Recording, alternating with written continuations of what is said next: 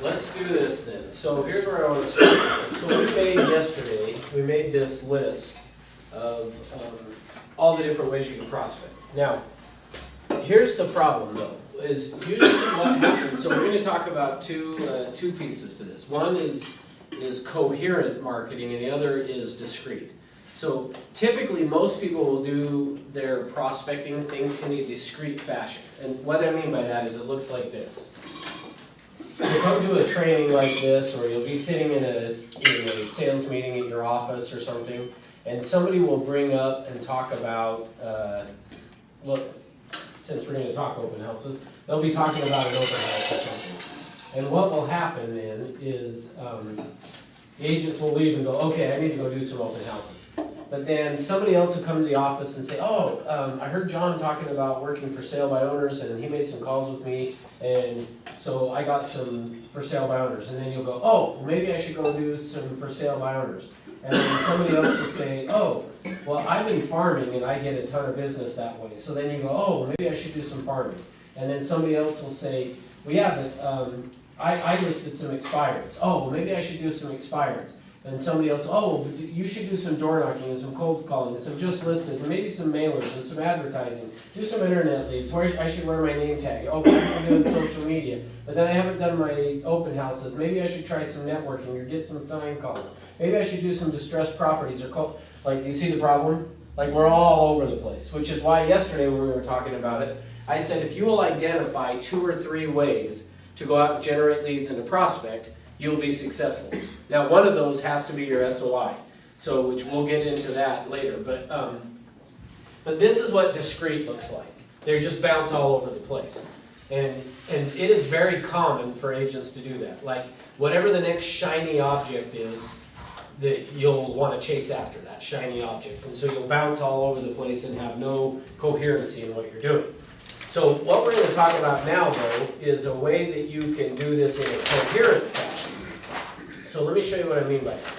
So if I were to say, so we're going to talk about a hub and some spokes. So think of this as being like the hub. Like thinking about like a bike that has a hub and then spokes coming off of the hub on the wheel.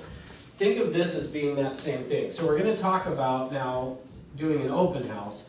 But I want to talk about doing this in a coherent fashion, not in a discrete fashion.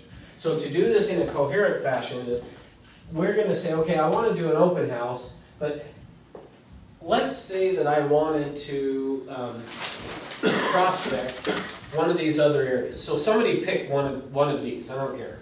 Door knocking. Okay, perfect. So how could I then, in a coherent fashion, how could I go and door knock?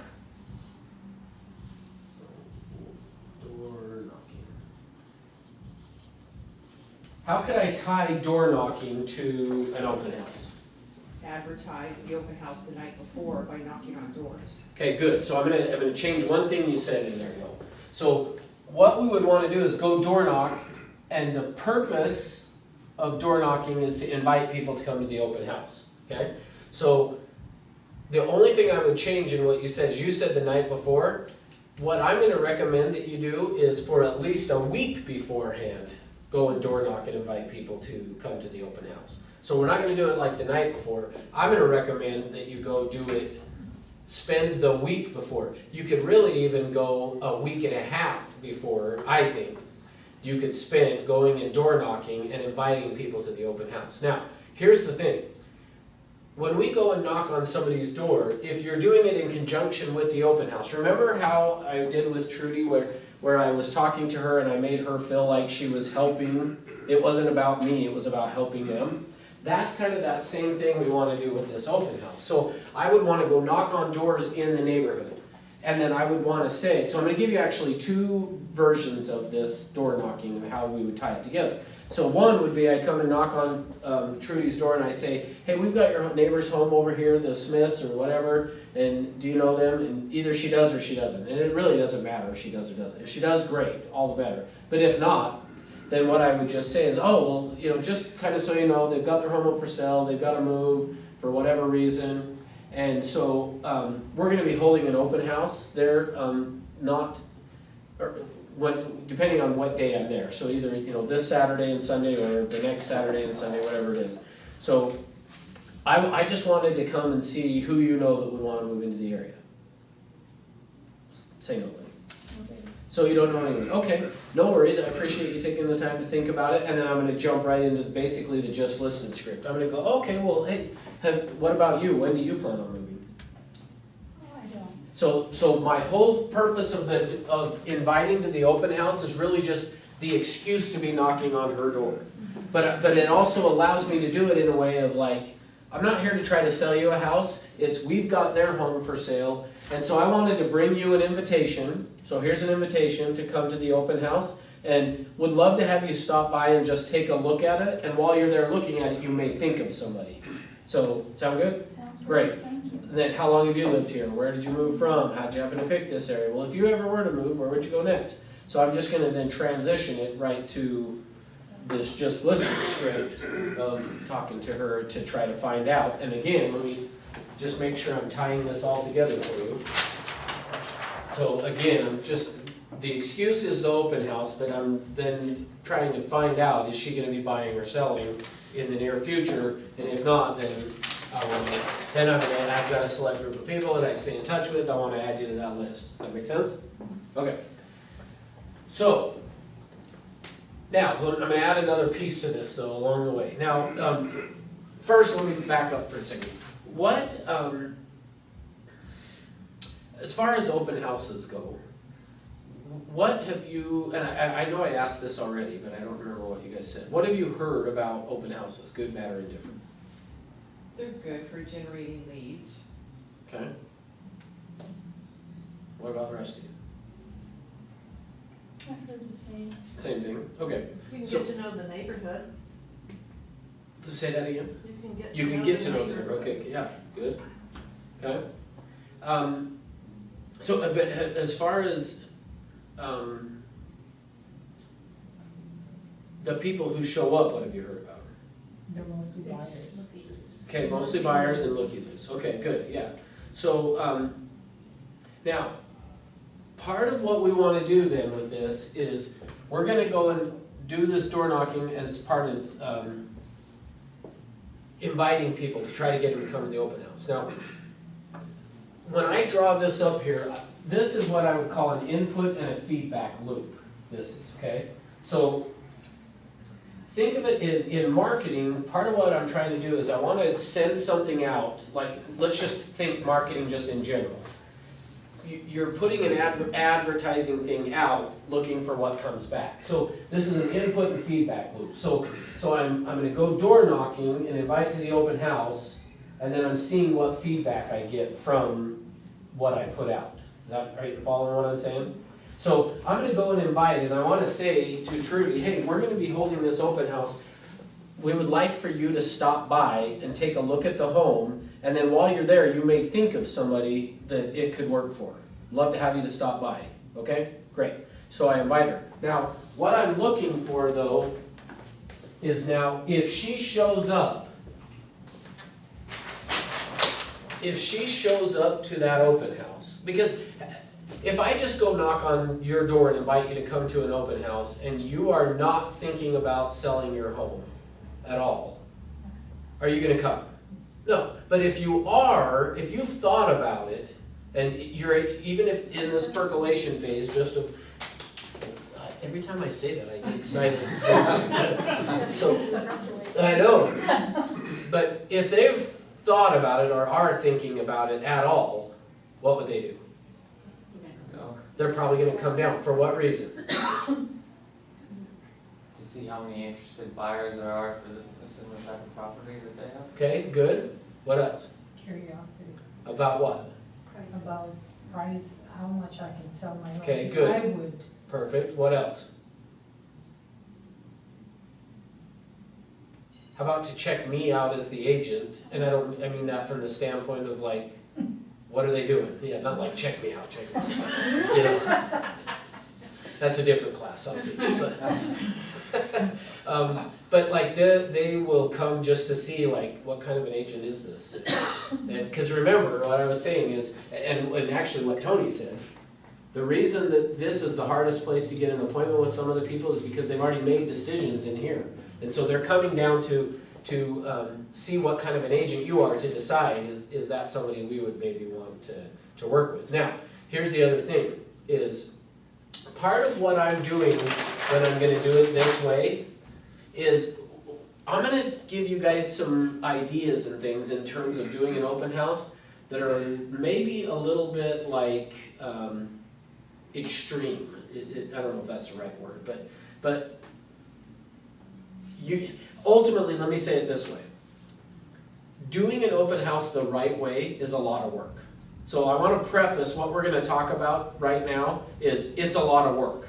So like you're hearing me, but as we get into it, one of you is going to be like, and I don't know if you'll say it, but some of you are going to have the thought of like, that's a lot of work. I'm not sure I want to do that. And that's fine. But I'm going to give to you, like if I'm going to do an open house, this is how I'm going to do it. Because if I'm going to do it, I want the best results I can get from it. So does that make sense? Now, you mentioned that you're on a team, right? Uh-huh. Whose team is it? Kathleen Bruno? Okay, that's what I was thinking. So I'm going to say some stuff that she and I have talked about actually in Vegas at the Superstar. We were talking about it and she didn't like one of the things that I said. So I'm okay if, when I get to it, I'll tell you, this is what she was saying. And you can do it the way she wants to do it. I'm fine with that. It's not going to make that much of a difference. But anyway, so I'll just tell you, there are some of the things that I'm going to say that like, this is probably the best way of saying it. Don't be surprised that when you leave here and you go to do it, that people are like, oh, I would never do that. I wouldn't do it that way. If it was me, I wouldn't do it that way. And that's fine. Like, meaning, I'm going to give you like what I just know from years and years of doing this and experience with it, what works. Now, if you round the corners and stuff, that's fine. But just know when you round the corners, you may not get the same result. Make sense? So meaning I was told you that there's an 82% chance that the people who walk in will do something real estate related. You can get appointments with 60%. Now, here's what I want to really hammer on with you guys. If you are getting less than 40% appointments, so the people who walk in to the open house, so let's just say if 10 people come, I'm telling you, you can get appointments with 6. Now remember, why am I saying 6 versus, I told you already, 82% are going to do something. Why am I not saying you can get appointments with 82? I'm just saying you can get 60. Why? Why are you not going to get the other 22%? Any ideas? They already have an agent. So that's right. What's going to happen is it's tied to what I was saying here. These are the hardest ones to get. Typically, if to get 82%, you're going to have to be, you could do it, but you're going to have to be really good because you're going to have to try to get appointments with people who have already made decisions and decided we're going with this agent over here. So you can do it, but that's the reason I don't say though 82. I'm saying, but you can get 60% appointments. Now, in the event though, you are getting less than 40% appointments. So if you do an open house, from today forward, anytime you do an open house, keep track of how many groups come through, so not people, but groups. So if a husband and wife come in, that's one group, not 2 people. Make sense? We're keeping track of groups. From today forward, hold yourself accountable to, I have to get a minimum of 40% appointments. And if you're not getting 40%, you need to call me and say, I need help. Because I'm doing open houses and I'm not getting 40% appointments. Help me figure out what I'm doing wrong. Does that make sense? And I'm giving you permission to do it. Call me and say, Russ, I'm getting less than 40% appointments. Help me figure it out. And then I'll walk you through it. But I'm going to teach you now how to get 60%. But what I'm telling you is, from today forward, if it's less than 40, you need help. Now, if you're between 40 and 60, you probably can fine-tune some things. But if you're getting 40%, I would say, hey, you're doing a good job. But if you're doing less than that, not that you're not doing a good job, but you could do better, and you could use some help in getting better. Okay? Okay. So from today forward, hold yourself to that. Now, remember, this is gonna be a lot of work, and as I teach it to you, you might be like, oh, I don't wanna do all that. Because part of it starts with what I said already. For me, if I'm gonna do an open house, for me, the process starts 2 weeks before. So like for me, if I was gonna do an open house, I would say I wanna do it next week. I would have started yesterday, so Monday, planning to do it not this coming Saturday and Sunday, but the next Saturday and Sunday. Which, that's the other piece of it, that notice what I'm saying, Saturday and Sunday, or Friday and Saturday. So if you don't wanna do Sundays, Friday, Saturday, or Saturday, Sunday. So for me, it's a 2-day thing. Now, the reason I recommend doing it 2 days is because I'm gonna put a lot of work into this, and the actual open house itself is gonna be the icing on the cake. Meaning, if I do this right, I'm gonna generate business in the 2 weeks leading up to it. So kind of for me, the open house is just the excuse to be out doing some other prospecting.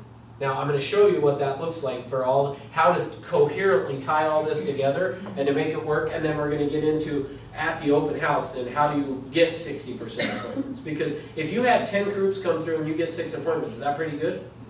Yeah, and I'm gonna teach you how to do it, okay? So, but from today forward, if you're getting less than 40%, like, call me and say I need help. I need to know what I'm doing wrong. Now, here's what I'll tell you where the first place that people get themselves in trouble and don't get the appointments. Now, be a buyer for a minute of a house, or even if you were gonna sell, but you were going to an open house. What are you going to the open house for? See what it looks like, For what reason? because I might buy it. Okay, good. So, and when you walk into the open house, what do you assume that I'm there to do as the agent? Sell the house. So now notice what you guys just said. When the person walks in, what do they assume you're trying to do? So, Sell the house. So what are they afraid of? being sold. They don't want to be sold, right? So when they come in and you say, well, let me back up. What's the very first question you usually ask somebody when they walk in?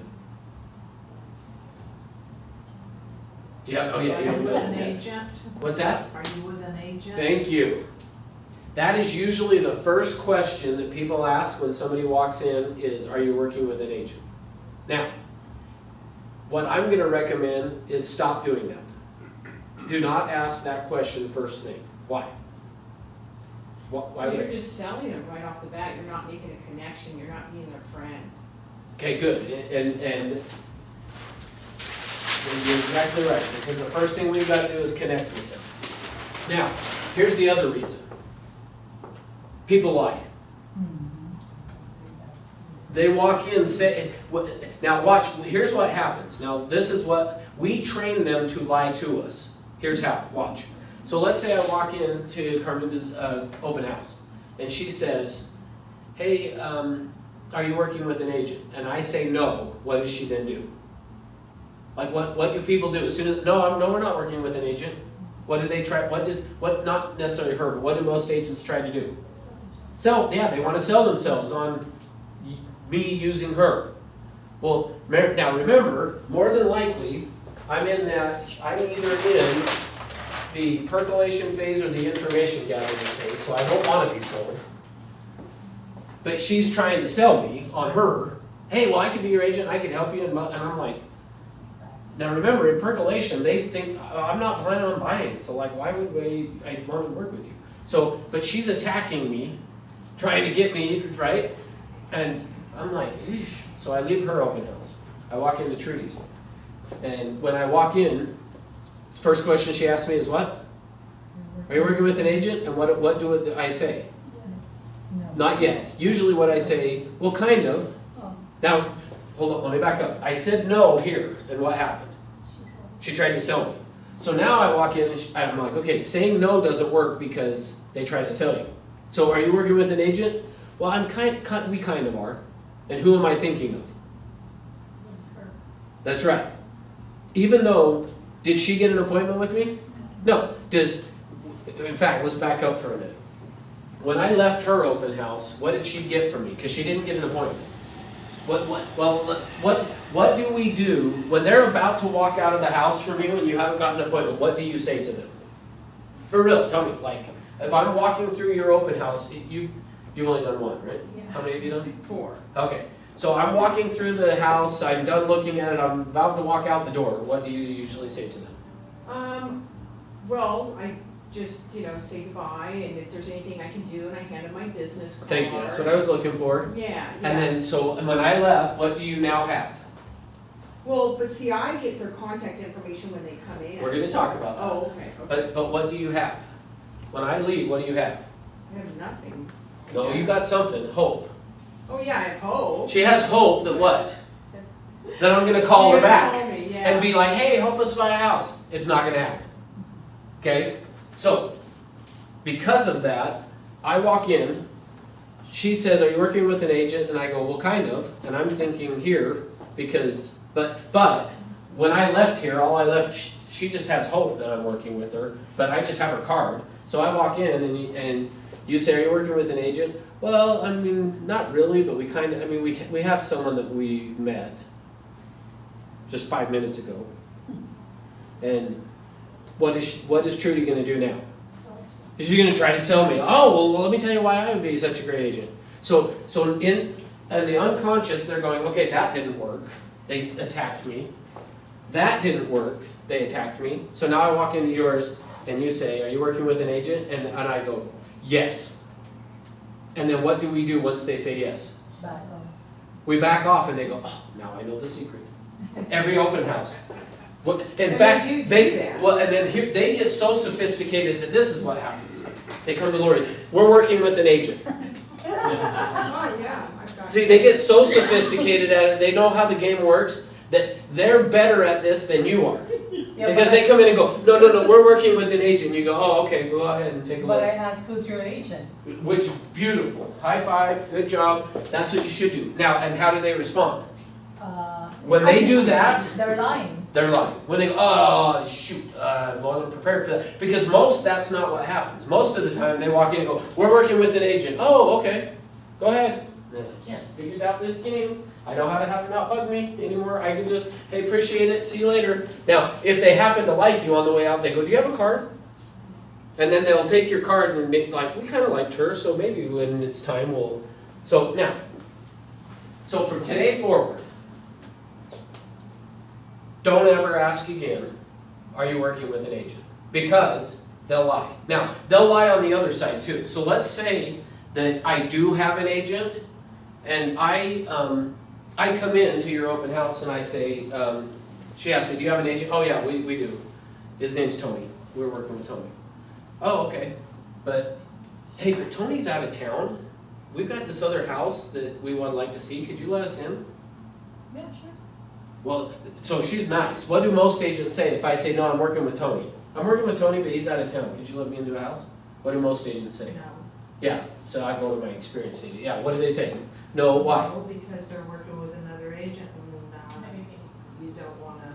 Yeah, I don't want to interfere with it. I don't want to go waste my time showing a house to somebody that's going to go use Tony to buy it, right? So that's the other problem. So if I want to see that house and she tells me no, so I call up Ed on the phone. Hey Ed, we saw this house, but our agent's out of town. Could you show it to me? No. Or I come into your open house. Hey, are you working with an agent? Well, yeah, we are, but we have a house we'd like to go see. Pretty soon I'm like, I really want to get in that house, but Tony's out of town, and none of these agents will tell me. So, hey, could you show me the house? Are you working with an agent? No. And then you go show me the house, and while we're at the house, I'm like, oh, I really like this. And you're like, well, should we see what we could get it for? Well, actually, we do have kind of this guy that's been helping us, so we're just probably going to have him do it for us. Like, they lie to you to get what they want. If they want to see the house, and they need to not have an agent, they'll lie and say they don't when they do. If they don't want to be bugged by you, they'll lie and say they do have an agent when they don't. Does that make sense? So, how would we find out for real if somebody has an agent to know the truth without just saying, hey, because I am all for, like, in fact, on Friday, I'm going to be teaching a code of ethics class here, and part of that code of ethics is, like, you don't want to interfere with somebody else's buyer. Like, so I'm all for our code of ethics and doing that. So, but I also know, like, that people lie, and so you'll ask them, are you working with an agent? They'll tell you no when they really are, or yes when they're not, and whatever's in their best interest is what they'll tell you. So how would I find out, which by the way, in terms of our code of ethics, what it says is that you need to ask prior to providing a substantive service. And then it has in parentheses, presenting a CMA or writing an offer. So really, until I'm providing a substantive service, I don't need to ask. Make sense? So, now, how would I find out though, without straight out saying, are you working with an agent? Because if you say it that way, they'll lie to you. But there's a way you can go about doing it that they'll get them to tell you the truth. So, let me give you a hint. Let's say I connected with them, I create value, and I close. If they're working with an agent and I say, hey, you know what we ought to do is get together so that I could show you what some homes and what's going on in the market and help you get a good deal on a property. What would they say if I asked for an appointment, what would they say? They're working with They're working with Yeah. the agent. So for me, that's how you find out, is what we want to do is we want to connect and create value first, then we close. If they're working with an agent, they'll then tell you, oh, I'm sorry, we're already working with so-and-so, we've signed a buyer agency, buyer broker agreement with that person. Now, if they, well, in fact, let's talk about that first. What determines that somebody's actually working with an agent? That's an question. Good, I'm glad I asked it for you then. What is it? They have to sign contract from the agent. So if they have not signed a buyer broker, are they working with the agent? Meaning they might be working with them, but are they committed to them? No. Okay, now, how often, you guys tell me, I already know the answer, but how often are agents in this market using a buyer broker agreement? I think very little. 20%. I'll bet it's way less than that. Way less. So are they really, when they walk in and say, I'm working with Tony, are they really working with Tony? Meaning like, have they signed a contract with him? Because until they have, they're not really committed to working with him. So if I can, which is why I'm saying, if I can connect and create value and then close, what if Tony has been showing them properties, sorry, I'm about to throw you under the bus. It's all right.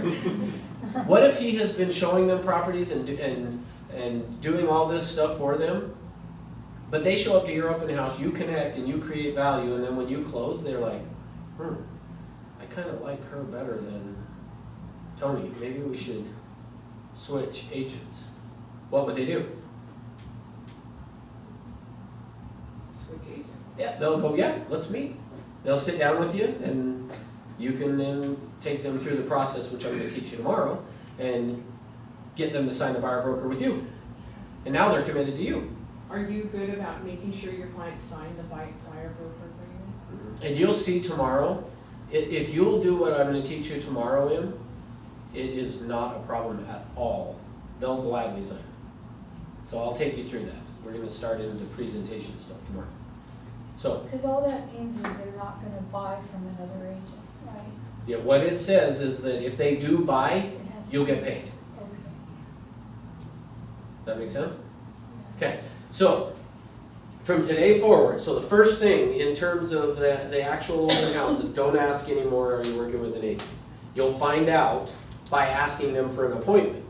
And if when you ask for an appointment, then because again, our code of ethics, usually when you go to the board, they train you as, the first thing you need to do is ask them, are you working with an agent? But really, that's not what our code of ethics says. It just says prior to providing a substantive service, you need to ask them if they're working with an agent. So until you're providing a substantive service, you don't need to ask. And how you're going to find out is by asking for an appointment. And when you ask for an appointment, they're either going to say, oh, we've already got Tony. Or if they haven't signed with him and you connected and created value and you now ask for an appointment, they're going to go, yeah, let's meet. What if they say they are working with an agent? Can I then ask them, well, did you sign a Yep. buyer? In fact, that's what you should do. Okay. When they do say, oh, we're working with an agent, oh, really, that's great. So first thing I would do is, who is it? Oh, really? Who is it? And you got to do it like that, curious. Oh, really? That's cool. Who's it? And if they go, they don't have an agent. Yeah. If they hesitate at all, or if they go, her name's Trudy something, like Yeah. they're probably not real committed with her. So like, just pay attention to how they respond to it. Now, I'm all in favor of if they are really working with somebody, leave them alone. Don't worry about that. But the way you find out is connect, create value, ask for an appointment. And when you ask for the appointment, they're either going to say yes, and come meet with you, or they're going to say no. I've already got this person who's helping me. Make sense? So from today forward, remove that from your vocabulary altogether. Like somebody even calls you off of a sign. Hey, I want to go see this house. Hey, great. When do you want to go take a look at it? Like, meaning, just know you may occasionally go out to show a property to somebody that then when you get out there, they've got their agent with them. And you just go, at that point I go, oh, well. Meaning like, but typically most agents will go, well, are you working with an agent? Well, yeah, we are. Oh, okay, well, have your agent go do it. Well, they're out of town, or they're not available, or they told me, this happens too. Well, they just told me to go look at the houses, and then when I find one to buy, they'll write the offer for me. Like, that really happens. So, but to me, here's what I just will tell you. You have two options. You can ask them, are you working with an agent, and therefore not go show them any houses, and 100% miss the chance of getting them as a client, when maybe they don't have an agent. Or you can just take the chance and recognize, I may go out and show a property, show up and open the door for somebody that says, oh, we've already got an agent we're working with. But I promise you that will happen way less, and you'll pick up more clients. You'll get paid more doing this way than this way. Doing it the way over here of just saying, well, yeah, if you're working with an agent, you need to call them. I'm not helping you. Like, if they've signed if they tell you we've signed a broker agreement, then great, don't go show them. But if not, like if they call, hey, I want to see this house, great, let's go. Does that make sense? Now, that's a little extreme. I ask a few questions to find out, but more so it's like finding out, well, hey, if you decide to write this offer, if you like the home and you want to write the offer, would you be having me do that for you? Like, that's another way of finding out, because oh no, we'd have Tony do it. Oh, well then you really probably should call Tony to go show you the house. Does that make sense? Okay, so let's come back to this. So we're gonna go door knock. The purpose of the door knocking is to go and invite people. Now, while I'm out there door knocking, one of the other things that I wanna do when I'm out door knocking is I wanna go, so let me role play again still this door knock. So I knock on Trudy's door. Hey, my name's Russ, Century 21. We've got your neighbor's home listed for sale over here. We're going to be holding an open house. Here's an invitation, so I'm handing it. So this is disengaging them. Like when I say disengage, meaning from being like, no, not interested. So hey, we're holding an open house. I just wanted to give you an invitation. We want to have all the neighbors come by, take a look at it, and then if you think of anybody, it gives you a chance to, if you have friends you'd like to move into the area, see the house, you might think of someone. Sound good? Great. Well, how long have you lived here? Where did you move from? How do if you ever were to move, where would you go next? All of those type of things. Now, the other thing that I'm going to do, now this is where this starts to become a lot of work, okay? But let's say here that the house is, so let's just say this is like a main road. You turn into here, then you're gonna come here, here, and over here, and here's the house. Oops. Okay? So the other thing that I want to do, so then let's just, you got a few other streets coming off this way, and this comes over here, and back out here, and this one here, and like this, okay?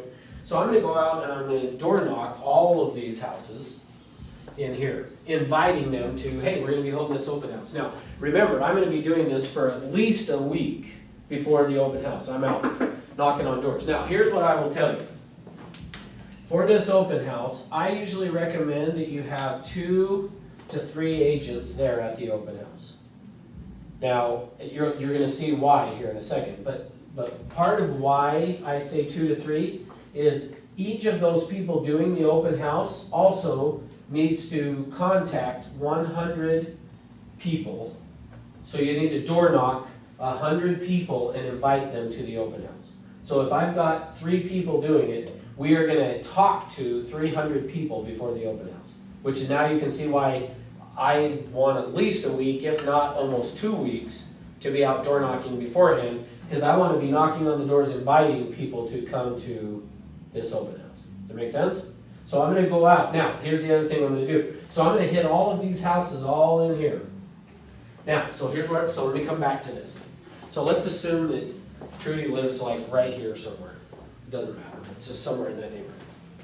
Hey, so here's an invitation. Would love for you to stop by, take a look at the open house. You might think of somebody you know. How long have you lived here? Blah, blah, blah, blah, blah. Hey, so Trudy, as part of this open house, when we do an open house, it is actually like a unique marketing event. This isn't like your traditional open house that we're gonna do. We're gonna be putting out a ton of signs and we're inviting the whole neighborhood. So I'm not sure if we'll end up needing to, but if we do, would it be okay if we put a directional sign in your front yard to direct people how to get to the house? Would that be okay? Sure. Okay, great. And then I've got right here basically something that just for you to initial that just says you've given me permission to put a sign in your yard. Will you just initial that? Perfect. Now, what I want to do then is I'm going to get permission from everybody in here to put a directional sign in their front yard. Now you'll see why in a second. But essentially, so if this is the main road, I'm going to out here get permission as well, that I'm going to start putting open house signs with like a straight ahead arrow, then this one's going to be a turn arrow, maybe a straight ahead arrow here, then a turn arrow here, depending on how long this is, a straight ahead arrow. On this one, a turn arrow. And here's the cool thing, the people who live on these corner lots, when you knock on their door on a corner lot, and let's assume she lives on the corner lot, and I say, hey, is it gonna be okay if we put a directional sign in your front yard? They're gonna go, thank you for asking. We have people put the open house signs in our front yard all the time, and nobody ever even asked for permission to do it. What have I just done? Yeah, and what else? Earn their trust. Yeah, I'm separating myself from I'm not your traditional agent. I came and asked for permission to put the sign in your front yard. It totally separates you from everybody else that's out there. Does that make sense? So when I do that, it's gonna have her feeling like, oh, this guy's different than everybody else, because they just go throw their signs out there and don't even bother to ask. So I'm asking for permission and then gonna have them sign that. Now, the other reason I do that, do you guys have any areas that give you a hassle, cities, about putting out directional signs? Or no? Well, I know Burbank, you have to be permitted and they have a lot of rules. Yeah. I So- think Moore Park does too. Those two, yeah. Yeah. So now, here's the truth though, and I have a copy of this if you want it, just let me know. But I have a copy of a Supreme Court ruling that says that with permission, they can't stop you from putting signs out. It's part of our free speech. Our freedom of speech allows us to put signs in our front yard of whatever, advertising or whatever.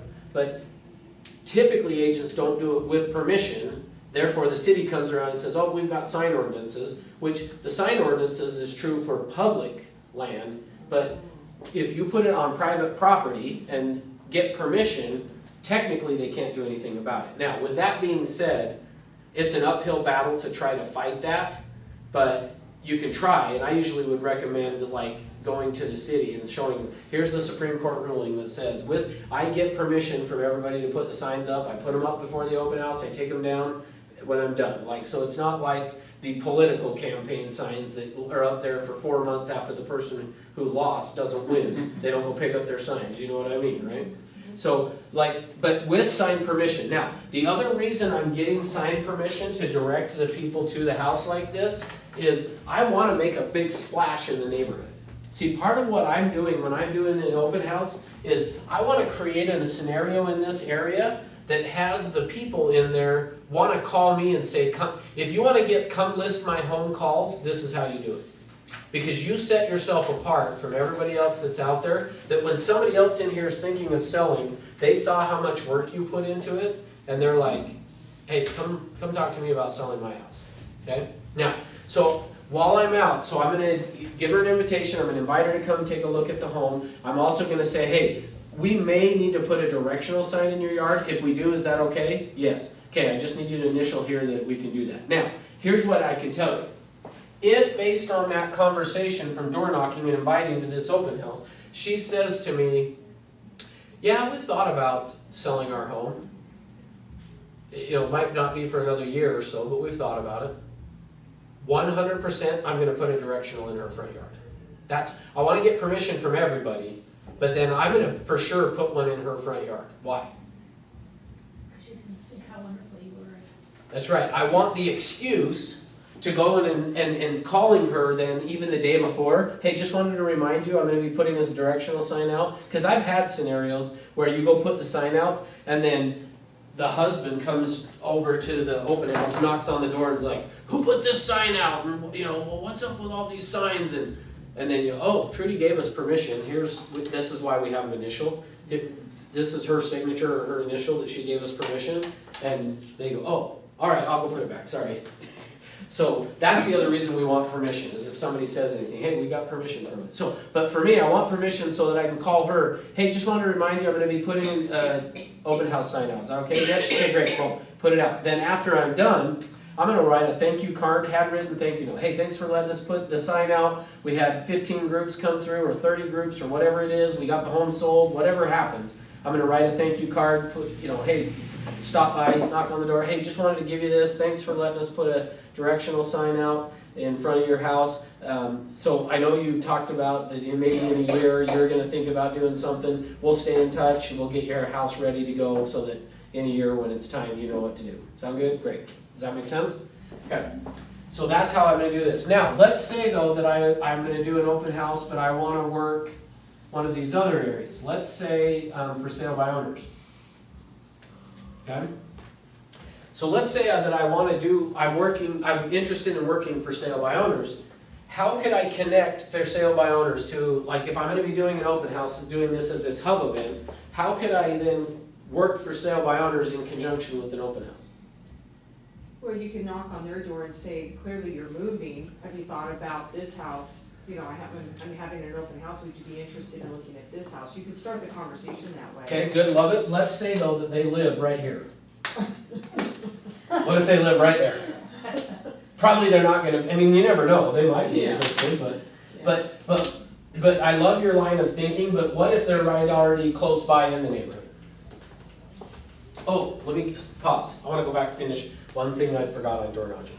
The other thing you wanna do with door knocking is find out, like, for this neighborhood, what is like the step down from that neighborhood? Meaning, maybe it is townhouses that are located over here, or something like that. Or if this is like more of a step-up house and first-time home buyers' houses are over here, then I also want to go door knock over here, inviting people to come here. Because, like for my neighborhood that I was telling you where I live right now, it is very, very common that just the people moving into this neighborhood move from this neighborhood, this neighborhood, this neighborhood, and this, like from the surrounding ones, they want to come and be in that neighborhood. It's very normal.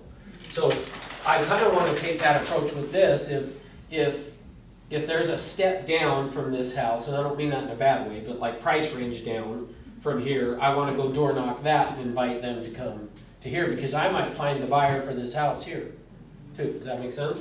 Or I just could get listings out of here as well. So that's the other, on door knocking, those are the two things I want to do. Is I want to door knock a ton in here, and then whatever surrounding areas that are just the price range below what this price range is. Remember earlier when I was saying target marketing?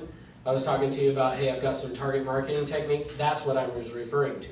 Is I'm saying, look, let's go to the price range just below this one and door knock it. Even if it's a little further away, I can go door knock that area. The other thing is, let's say I want listings in this neighborhood up over here. I'll door knock this neighborhood and invite them over here just as an excuse to be knocking on their door, trying to get listings here. But the thing that you get to see is, look how hard I work for my clients. Does that make sense? Okay, so now let's go back to for sale by owner. So with a for sale by owner, let's say that there's a for sale by owner right in here. What would I want to do? How could I tie that to, how could I work for sale by owners but tie it to an open house? Well, you could say to them, look how hard I'm working for this, for sale, like this is how I can market your home. And That's how right. hard I'll work for So you. I'm gonna go show them, I'm showing them, look at what I do for my clients. So what I would do, so now let's do it. So I'll come, Lori will be my for sale by owner. So I knock on Lori's door. So be the for sale by owner again. Okay, so I knock on the door and she opens the door I'm not interested in listing with real estate agents, right? And I go, good news, I'm not here to try to get you to list your house with me, okay? So I just actually, the reason I'm here is I did notice you have your home up for sale by owner, but we have a home just around the corner here listed for sale, and we're gonna be doing an open house, not this Saturday, but next Saturday and Sunday. And I just wanted to bring you an invitation and let you know about it. Now, if she's grumpy, what's she gonna say? Yeah. What? I'm not going and I don't care. Yeah, well, if I know somebody that wants to buy, I'm gonna have them buy my house. Like, they're gonna be like that, and I'll be like, yeah, no worries. The reason I actually wanted to come and let you know that we're doing this is because it might be a good idea for you to hold an open house at the same time that we're doing ours. And then they go, oh. Brilliant, I love that. That is really. Because then they go, oh, that's a good idea. Now, and then what I say is, so, because what we're gonna be doing, just kind of so you know, in fact, if you want to participate in this, I would be more than happy to let you, but there's a couple of us doing this open house, and we're gonna be out knocking on 100 doors and talking to people about this property. So, if you wanted to join us to go out and knock on doors and talk about your house, you're welcome to come with us. What are they gonna say? No. Yeah, no thanks, I don't wanna do that. Oh, okay, well, that's fine, but the other question that I actually had for you, Lori, was when we do this open house, we're expecting to have a really big turnout, and a lot of people coming to the open house. And in the event somebody's not interested in this one, but your house would work for them, if I brought somebody down like that, first off, would you be okay if we did that? If I get somebody that might be interested in your house, instead of the one we're doing an open house on, could I bring them down and show them your house? Okay, so in the event that happens, are you willing to pay me a 3% buyer agent commission if I bring you a buyer? Probably, yeah. Notice I didn't say 2.5, 3, or 4, whatever, but the 3%, would that be okay? Yes. Okay, so that's awesome, I appreciate that. So yeah, because we're gonna do a lot, we're expecting probably 30 groups or whatever number you guys would think, but we're gonna get probably 30 groups through this. Meaning, if you went and did this truthfully, now, let me back up, let me pause real quick. Sometimes when I'm teaching this stuff here, what I hear is, well, that might work in Utah, but it would never work here. Before you have that thought, I was trained on everything I'm teaching you right now. I was trained in Hollywood Hills to do it. So it worked in Hollywood Hills. So it'll probably work here too, is what I would tell you. So, going back to that, usually, and the reason why they wanna sell it themselves is because they don't wanna pay commission. Right. So if you're asking them, if I Bring a provide buyer. a buyer, will you give me 3%? Usually they'll say no. Really? I disagree. My experience is they usually say yes. Because they don't wanna pay you commission. Right, but they're still saving 2.5 or 3% by not, right? And they're getting the house sold, so. My experience is, you guys can tell me if it's different, my experience, most for sale buyers will gladly say, we'll pay you the buyer agent side of the commission. So part of why I'm doing this is, if she says yes, I've now overcome half the objective of, or the objection of her paying a commission. I've now gotten her to agree to half of what I want. Does that make sense? How would you legally get them to do that though? Perfect, so once you said yes, I'm gonna bring you an agreement that, like a one-party listing agreement that basically just says, if I bring you a buyer, you're gonna pay me the commission. Okay. That way I know that I'm gonna get paid. Does that Would make you sense? do that to, I mean, wouldn't that also be anyway, you can always knock on the door, since I had a possible client that's interested, if I would bring that. Sure, you do the absolutely. same thing. That's a good way to do it. Yeah. So, okay, so I knocked on her door, so she said yes, great. I'm gonna have an agreement that just says that if we bring a buyer from that, you'll pay us the commission, because I wanna just know that we have that, okay? Sound good? Great. Okay, now, so we're gonna be doing that Saturday and Sunday, we're gonna be doing it from like noon till 4 on both Saturday and Sunday. Or 11 to 4, or whatever you wanna do. But I'm gonna be doing it from noon until 4 on Saturday and Sunday next week. So you may want to plan on doing an open house at that same time. But I also just am curious, so like where your house sits here, let's say it's not that one, it's this over here. Where your house sits here, we could really use to put a directional in your front yard showing people to turn to head towards this one. Is that okay? Now that one is, I love asking that one because you just never, sometimes it's like, yeah, sure, most of the time. Oh yeah, go ahead, put a directional, which I love that. And there's 100%, I don't care if her home is on the cul-de-sac right here, and right here is her house. I'm putting a directional that directs people into this circle and back out, like. Wait, that's good for them too, because they're having an open house, most likely the person they stop with there. Right, but for me, like, I'm kind of joking a little, this is a little extreme, but I want to put a sign in her front yard, a directional sign, because again, I'm overcoming this little bit of, in that book that I told you to read, Influence, the one that I was telling by Robert Cialdini, whatever, getting people to agree to a small thing makes getting them to agree to a big thing later on easy. They are way more likely to do it once they agree to a little thing. So getting her to agree to let me put a sign in her front yard is a little thing. Oh yeah, that's fine, go ahead. Makes it highly likely later on when I ask to list her property that she says yes. Because she's already let me put a sign out once. Does that make sense? Okay, so I want to do that with her. So then I'm going to say, okay, so we're going to be doing this open house, and we'll bring people by in the event we have overflow, blah, blah, blah. Now, even if I didn't tell her you should do an open house, do you think she's going to do one? Probably, because especially when I tell her we're going to be doing a ton of signs out, we're going to be putting a whole bunch of signs. So now let's pause with that for a second, because that's the next thing. When you're going to do these open house, so I said 2 to 3 agents, knock on 100 doors each, there's DK door knock each, 100 doors each, and then you need to have 20 signs, directional signs, per agent. Yep. So you need to have, if you're going to have 2 to 3 people, you should have 40 to 60 directional signs. But you can see, though, if I'm directing people, like maybe there's another main road over here, and a main road here, and a main road here, like I want to get directional signs, and you don't want to go too far, but you want to go out enough to get people directed to the property. Like, if I'm going to do this, if I'm going to go do the open house, I'm going to do it right. I want to make a splash, like I want people to see my name all over in here so that it sets me apart as like, wow, like on the days of the open house, like people are going to know I'm doing it because there's signs everywhere. Now, in terms of those signs, I want to have the signs set. Have any of you ever followed an open house signs and gotten lost?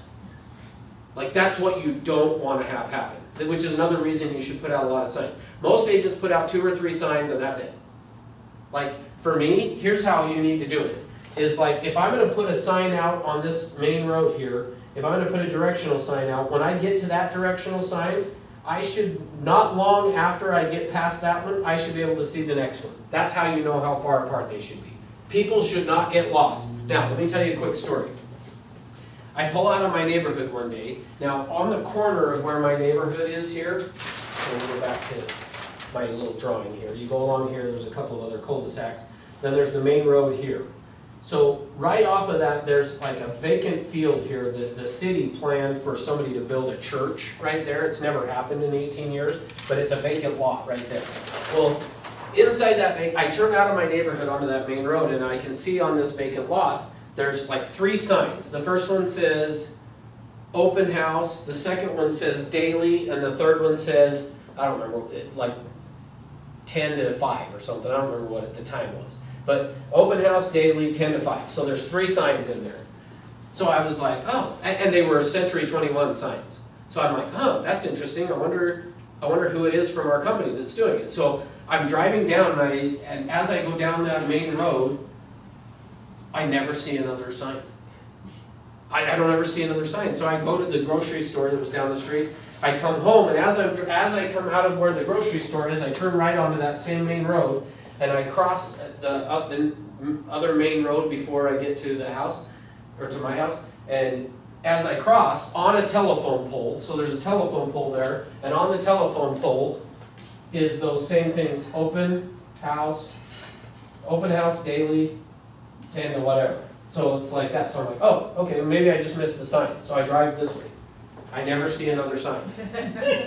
I'm like, that's weird. So, but now, remember, they were Century 21 agents. I mean, there was a Century 21 logo on there. So I'm like, then I'm like mad, because like I'm the trainer here. I'm like, alright, I gotta figure out who that is, cause like, whoever's listening that is, like, I gotta have a chat with them. So, I go back home and I kinda actually forget about it at that point. Well, so the one day, so my son that I was telling you that's just gotten married, he'll be 23, in a month or so, 2 months. He is an agent too. He works for Century 21 back in Salt Lake. So, we were in the car together the one day and he goes, did you notice these signs in the lot right there? And I said, yeah. And he said, like, I drove down the street, but I never saw any other directionals. And I was like, yeah, me either. So I said, let's go really slow down the road and like kind of look down each of the side streets to see if we can figure out where this is at. So we were going to the grocery store, drive down there, we get to we've never seen this sign. So we come back across, we see this, open house daily, 10 to whatever, and I'm like, all right, like we gotta really, like we may have to pull off onto every side street, because like I wanna figure this out. So we're going really slow and looking down every street as we go past it. Well, we get to one, and then there's another telephone pole, and not kidding, probably, how high up was it? At least 12 feet in the air on this telephone pole. So these ones were at a reasonable height. Over here, this one's like clear up here. There's just an arrow. Nothing else but an arrow.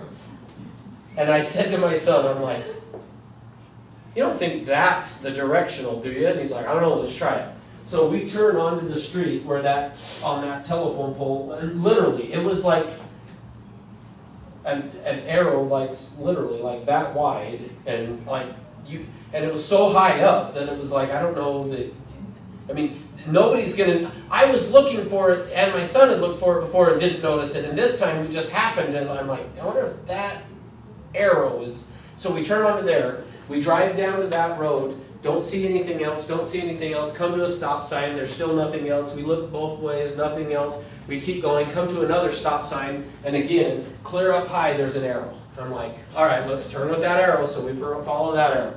We go down, we never see another arrow or anything.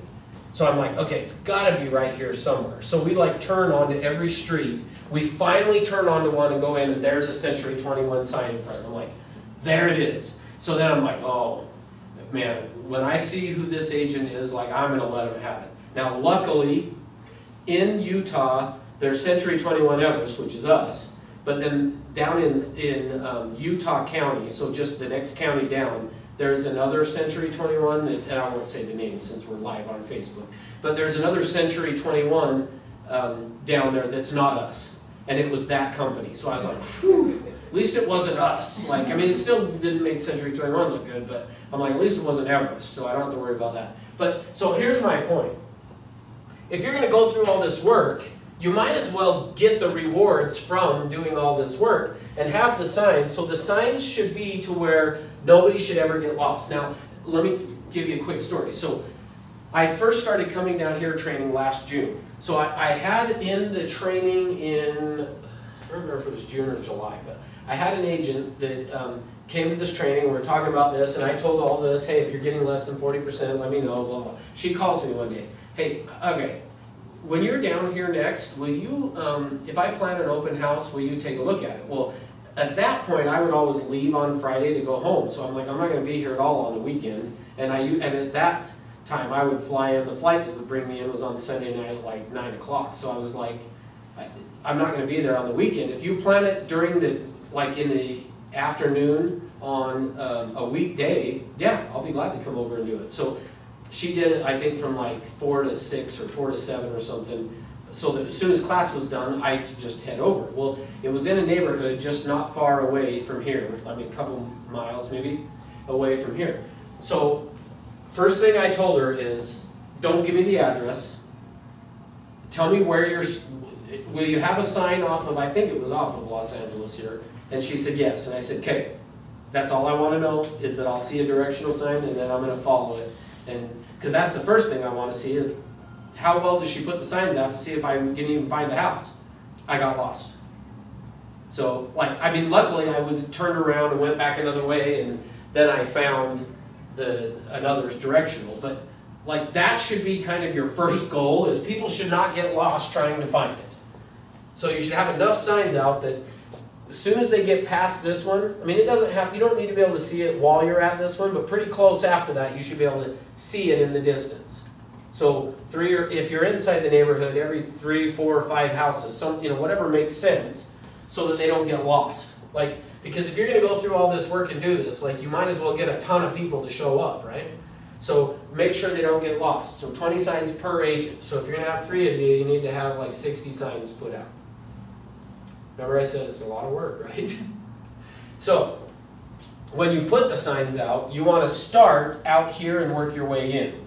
A lot of times people will start at the house and work their way out. The problem is, if I start here and work my way out, and I'm out here putting out signs, but I've already got signs here, people start driving in and go into the open house and you're not there. So you want to start out here and work your way in. So while you're putting them out, they might get lost because all of a sudden you're but hopefully they're following the signs and they're seeing you put in the next one and they stop and go, oh, are you just barely doing this? Or does that make sense? Versus the other way, you might be over here putting out signs and they're coming in and like, what? So you work your way in, okay? All right, how are we doing time-wise here? Are you guys okay? Keep going? Okay. We didn't even take a break yesterday, Tony, so. We just powered through, which I told you, for whatever reason, like, I think part of what the problem is like at lunch today, all of a sudden I panicked, like, we still have a lot to cover today, like, we gotta go. So, anyway, we're fine, don't worry about it. So, any questions so far on any of this? Does that make sense? Okay, so now let's talk about, now at the actual property. So now we're at the house, what do we need to do? So as far as the setup of the house, now this part you may not like again, but we'll see. Oh, hold on, sorry. I didn't finish the FSBO thing. So let me finish. I still need to do the expired suit too before we even get to the inside of the house. So okay, so the for sale by owner. So I've invited her, we're doing the open house, I put the signs out. Now, what do you think the chances are, let's say her house is right here, even if it's right here, that when people come to my open house, they're also gonna go to hers? What I have found actually is, some will, no question. But generally, she's gonna get significantly less people show up to her open house than I get at mine. So I want to, after we're done, I wanna go, hey, how's it going? Not really well. Oh, really? So did you end up doing an open house? Yes. You did? Oh, great, awesome. How many people came through? 2. 2, you're kidding. Yeah, that's all I got. Oh, we had 15. And unfortunately, I talked to a couple about your house, but nobody really was interested they were more looking for the 2 stories and you're at 1 story, so unfortunately. Well, God, that's too bad that you didn't have more people, but anything exciting from really you only need 1 though anyway, right? So did anything exciting come from it? Nope. And this is normal? Nope. Well, did they give you any feedback on your home? No. No, really? Well, I'd be happy to call them and get feedback if you want me to. Would you like me to? Yes. So now, here's why. Because here's what sometimes happens. Well, so if you're gonna do this, you need to have told her in the beginning, make sure you have people sign in. Because if you don't, when I say, oh great, I'd be happy to follow up with them, she'll go, oh, well, I didn't have them sign in, I didn't get any information. Oh, you're kidding. Now, but it is possible that you'll have some people, even though she'll have way less, she may have a person or 2 come through that is, doesn't come to ours. Like maybe ours is a 2-story and hers is a 1-story, and so they drive by ours, because you'll get that. When you have this many signs out, you'll get people that drive by, and sometimes it's people in the neighborhood like, what are all these signs? And they just drive by. But other times you'll have people that drive in and go, oh, yeah, it's a 2-story, we don't want that. And they'll drive on. So it's possible. So part of why I would want to do that is, hey, I'll follow up with the people for you. And if they're like, well, why would you follow up? Why couldn't I just follow up? Well, let me ask you this. How do you tell a mother that her baby's up? Do you have someone else do it? Yeah, that's right. You have some, thank you. That is the best answer I've ever had. Good job. Usually the answer I get is you don't, but I like that better. You get somebody else to do it. Yeah, so, but that's kind of the truth, is people look at your house as your baby, so they're not gonna tell you it's ugly, the same as they wouldn't tell you your kid's ugly, which they're not, but you know what I mean? So, but if I call them, they'll tell me, so I love that answer, Tony, is if I call them, they'll tell me that you think your house is ugly. They'll just tell you it's great. Like, they'll leave you with, oh yeah, no, we'll let you know. But if I call them, they'll be like, yeah, it smelled like cat pee, like, I'm not interested. And then I can tell you back the truth. Now, the other thing that's good about me doing that is if the list she gives me has somebody else that is not on my list, I now have another potential client I can pick up as a result of her doing that. Does that make sense? Okay, so now here's the other thing. So you only had 2. Ah, you're kidding. We had 15 and I think we're gonna get probably 3 offers from it. Can you sell mine now? Yeah, see, that's, even though they don't say that, they start to think that way of like, huh. So I would just say, you know what we ought to do is we ought to talk about doing one of these open houses on your property so that we could get that many more people through yours. So when would be a good time that we could sit down and talk about doing this on your home? Next week. Now I'm getting an appointment to go out and list her, because I'm not gonna go just do it without listing the house now, because remember, I've already overcome half, that she's willing to pay half the commission already, so all I gotta do is overcome the other half. Hey, like, we're probably getting multiple offers and above list price, or, I mean, whatever the truth is, tell the truth. But we ought to talk about doing this on your house, so when would be a good time? Now I get an appointment to go talk to her about listing her home to do this. Does that make sense? Okay, now, let's do one more here, and then we'll get into what do you do at the house. So what about expireds? If I wanna work expired listings, here's what I would do. I would recommend go back for the last year, every home in this area and maybe even surrounding neighborhoods, and look up homes that were on the market but then expired. Now, the bad news is the market we've been in, there's not a ton of expireds, right? I mean, is that your experience or no? Or you guys don't know? Not quite. There's Still, some- okay, good. So I was gonna say, there still are some, even though a lot of times we think there's not. There's still expireds no matter what the market is. So, but I would wanna go find in the last year, what are the homes that expired that have not relisted? Then what I wanna do is I wanna go and knock on their door, and I wanna make sure I catch them at home to invite them to this open house. So I'm gonna go find every one of these expireds. Now, on the expireds, so let's assume Tony's the expired. I knock on his door. Hey, my name's Russ with Century 21, and we're gonna be holding an open house on your neighbor's house over here, and wanted to give you an invitation. Who do you know that would wanna move into the area? Now, what do you think an expired listing is gonna say if I say, who do you know that wants to move into the area? No one. Yeah, and they're gonna, because, why? If they did, they would have sold their house, right? That's right, they're gonna say, well, if I knew somebody, I would've had them buy my house. Oh, you're kidding. Now, even though I know his home was an expired, I wanna try to get him to tell me. Yeah, we tried selling our house, but if I knew somebody, I'd want him to buy my house. Oh, you're kidding, you had your home for sale? I did. And it didn't sell? Yeah. You're kidding. So, like, why do you think that is? The agent was horrible, that's what Yeah. they usually, my agent sucked. They didn't market my house right. Oh, now, I love if I hear that answer, because what am I doing? Right now, what am I doing? You're marketing. I'm marketing my listings, and I guarantee you their agent didn't do this. So I'm like, you're kidding. Oh, that's too bad. Well, hey, we're gonna be doing this open house for this home we've got listed, and so as part of that, this is a unique marketing event, like, we're making a splash. See, I wanna really pump up what I'm doing for this open house, because he's gonna be looking at it as like, my agent didn't do all this work, my agent put their sign out and I never heard from him again. So I'm like, we're gonna be doing all this work on this guy. You ought to come by and really check it out and see. Now, part of me saying come and check it out and see is, if he's still thinking about selling, he's gonna come check it out, but he's coming to see, would this be a guy that I wanna work with? But then, hey, well, if you had sold your home, where were you gonna go next? I was gonna go to Seattle. Oh, Seattle, really? Wow, that's exciting. What was taking you there?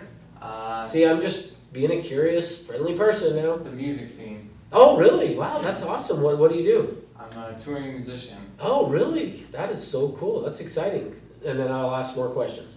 But, well, so, is it something you're still wanting to do? Yes, but it was very stressful trying to get this sold, and now Gotcha. it's kind of So you just want to resting. And take a break a little Yes. bit from it. Okay, so when are you thinking you would want to put it back on the market? I'm thinking next year.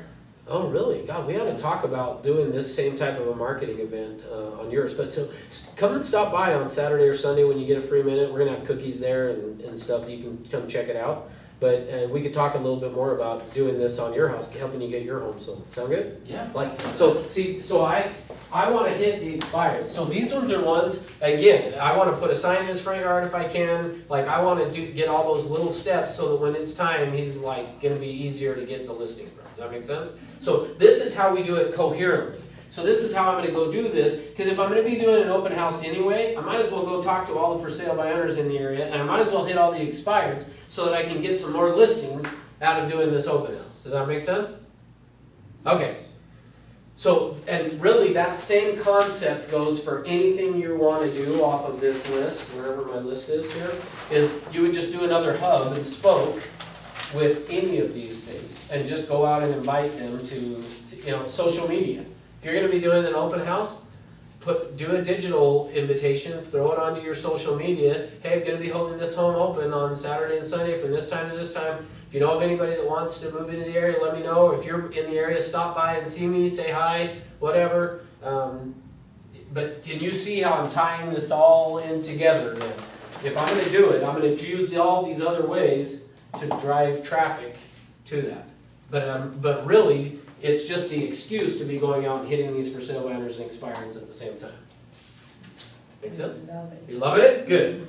Okay, so now let's go to the house. Okay, so now we're at the house. So it's the day of the open house. Okay.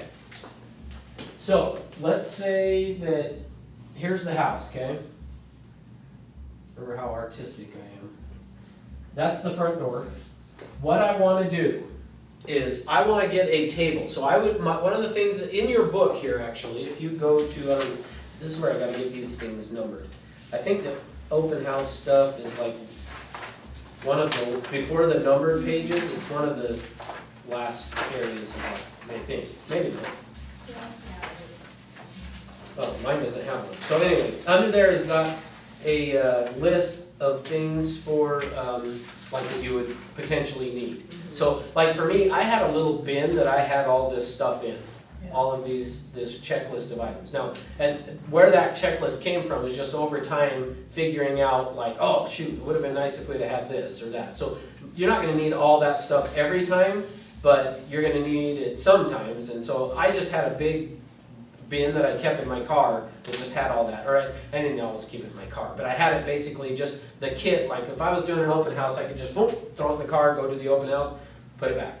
Like, and it's got things like toilet paper, so that if you're at the house and for whatever reason they're out of toilet paper, there's some, and just stuff like that. Okay.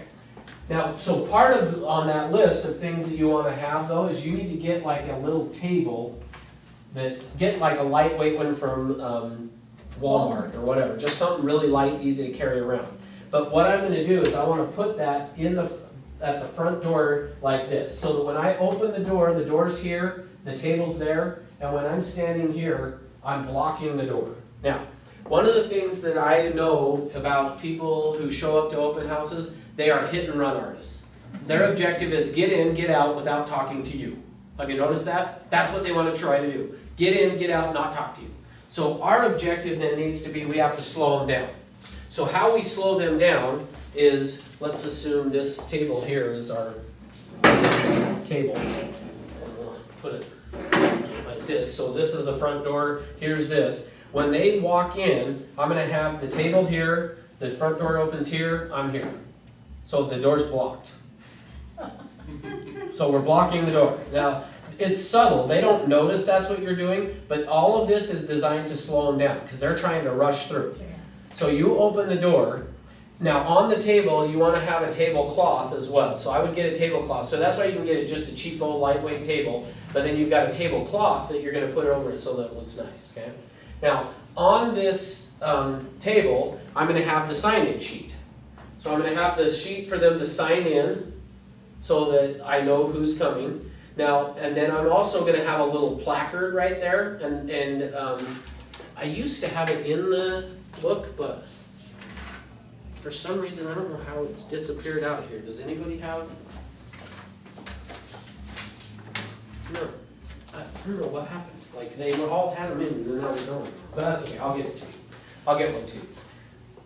So I had a little placard here that says, at the seller's request, all guests are asked to sign the guest book before viewing their home. And then you have the seller sign it. So that when I open the door, I'm greeting them, and I'm going to show you the choreography on this, but I'm greeting them and saying, at the seller's request, and then as a condition of viewing the home, all guests are asked to sign the guest book and complete the information sheet before viewing the home. And then you step back and the door's here, I'm here, this here. It's almost like you don't get in. Now you're not saying it, but it's subtle. You don't get in without signing in. So I open the door, hey, thanks for coming at the seller's request, and as a condition of viewing the home, all guests are asked to sign the guest register and complete the information sheet before viewing their home. I step back. They sign in. Now once they've signed in, then I have a clipboard here, and while they're signing in, I'm picking up my clipboard, and then they've signed in, and I'm going to now say, we're conducting a survey on behalf of our seller that will assist our seller in understanding how their home's positioned in the marketplace, and I have a number of questions, and I can ask them now. Is that okay? And they say, yeah, sure, okay. So do you live in the area? And they say, yes or no. Oh, great. So do you own or rent? And so I've got a survey. Now, the purpose of this survey, now remember, every single thing that we're doing as part of this open house is designed to slow them down, and the other piece of it is designed to help you connect with them. Every single piece of this is designed to get you to connect with them. So you're asking them to sign in, you step back, we're conducting a survey. Now, so let me show you what this looks like.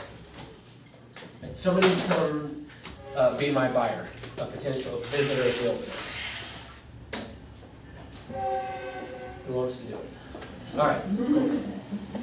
Okay, so when Tony shows up, so now I'm going to walk you through this. Now I'm going to take him through the process. There's choreography to this, and then we'll talk about the choreography in a minute, but I want to talk about it yet. Okay, so as he comes in, hey, how you doing? I'm great, how are you? Good. My name's Russ. What's your name? My name's Tony. Tony. Hey, Tony. At the seller's request and as a condition of viewing the home, all guests are asked to sign the guest register and complete the information sheet before viewing their home.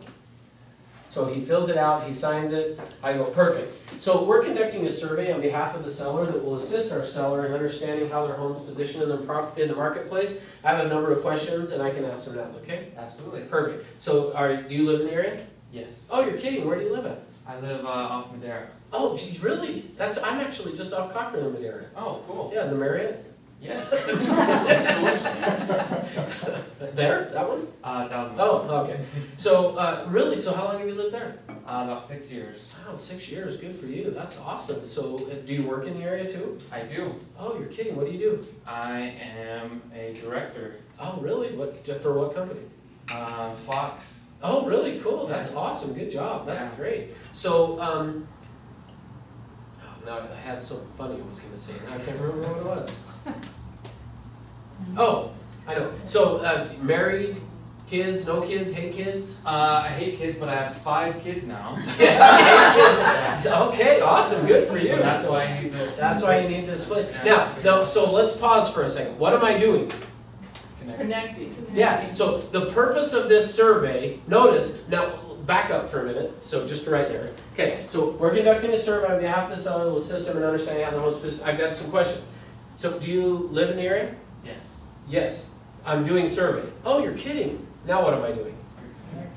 But yeah, but like I'm doing this as I'm doing survey. Wow, you're an interesting person. Oh, so do you own or you rent?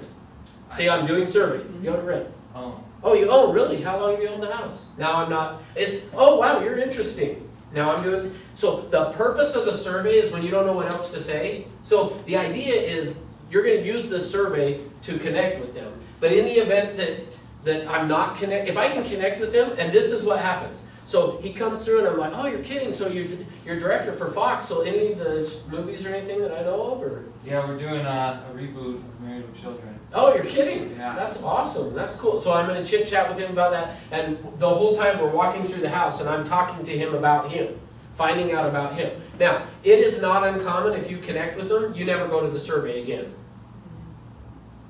And then what happens is as he's walking out, he's like, didn't you need to do the survey? And I go, I pick the next person. Don't worry about it. The purpose of the survey is when you don't know what else to say, you can go, oh, well, so do you own or rent? Oh, you own, really? Okay, well, and then now I can try to not do the survey again. Does that make sense? All right, so let me back up. Let me show you one more time. So here's the choreography. So see that, they want to try to get by. So when he comes in, I'm going to reach out and shake his hand, and then I said, at the seller's now notice what I'm doing. This is choreographed. Watch what happens. So I go like this, and what does he do? As soon as I do this, he starts to go, like, remember body language is 55% of communication. At the seller's request, now, let's pause real quick. In the event he starts to move when I put my hand here, I'm not gonna do anything else. But if he doesn't, so don't move. And I go, at the seller's request, if he hasn't moved, now turn like this so that you can see. What I'm gonna do is I'm gonna touch him, like, it's like you're gonna try to touch right there without touching. Like, I'm gonna try to touch his shirt, but that's it. So I wanna go, whoop, and by doing that slight touch, if he hasn't moved yet, he'll move. If I go, whoop, he'll immediately follow to do exactly what I just asked him to do.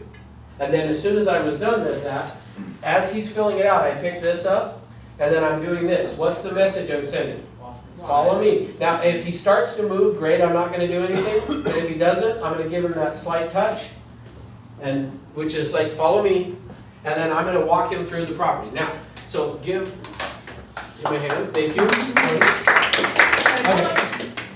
That way you have more than, like 3 others? That's why you're gonna have more than one person there, is because the idea is this. If I'm gonna be there doing this, I wanna get appointments from it.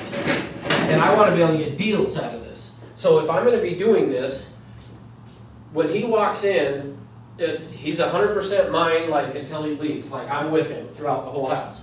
So the reason you're gonna have 2 or 3 people there is somebody else shows up, they're doing the same thing now, boom. Okay?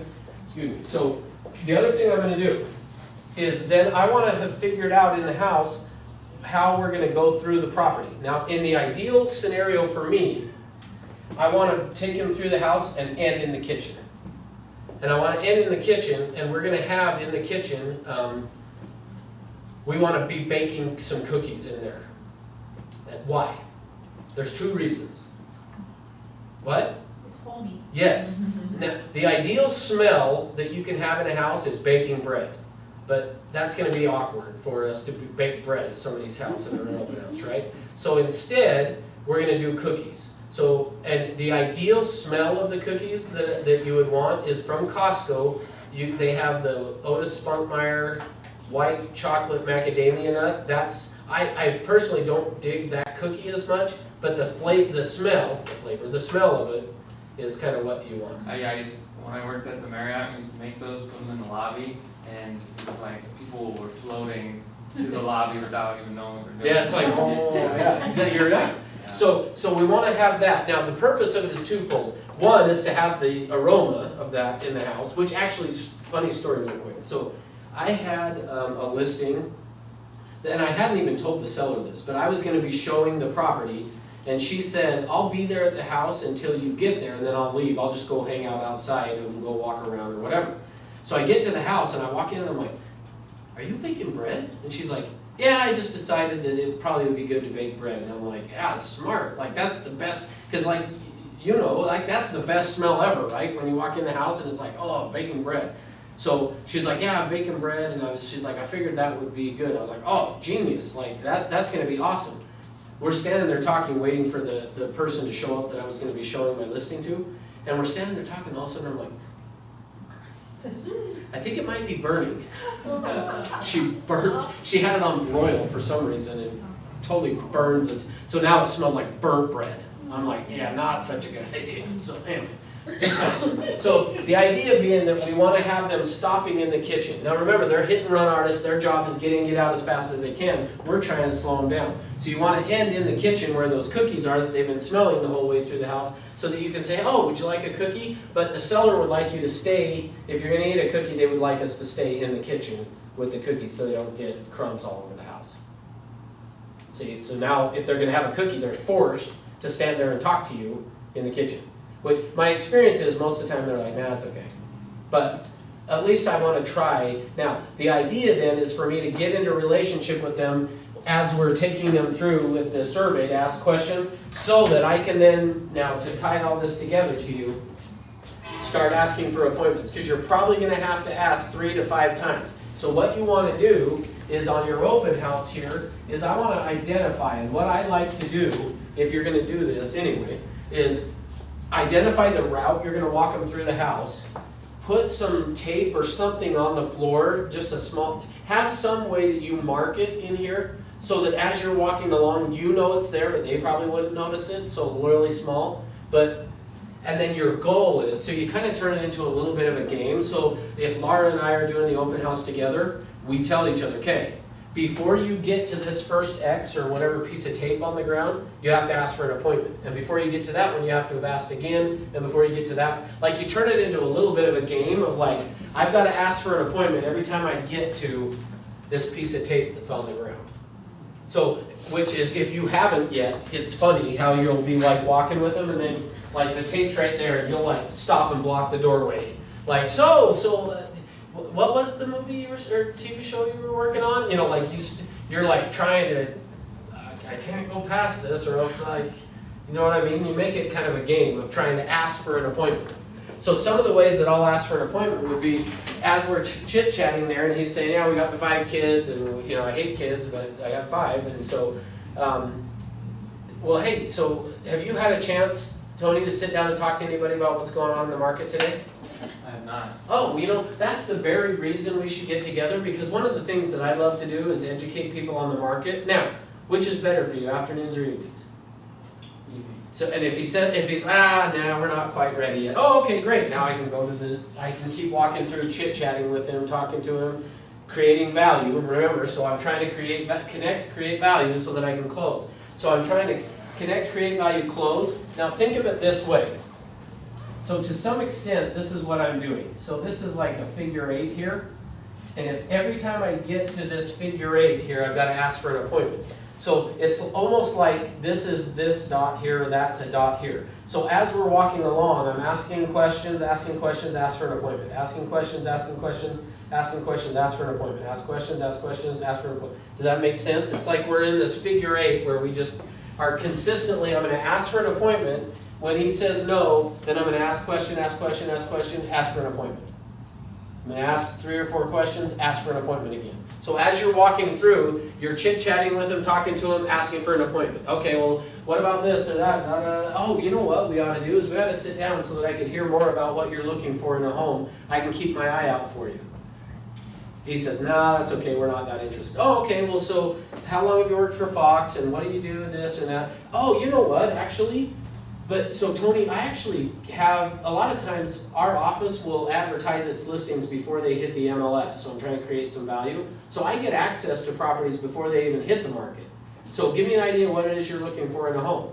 He starts to tell me what he's looking for in a home. See, I'm creating value of, I've got access to properties before they hit the market. The good deals sell before they even hit the MLS. So if you want to find one of those, you're gonna have to let me know. You know what we ought to do is sit down so we can talk more about it. Or, he tells me what some of the things are, and I go, you know what, Tony, I might know of a couple properties that could work for you. Would you have some time this afternoon or tomorrow to go take a look at them?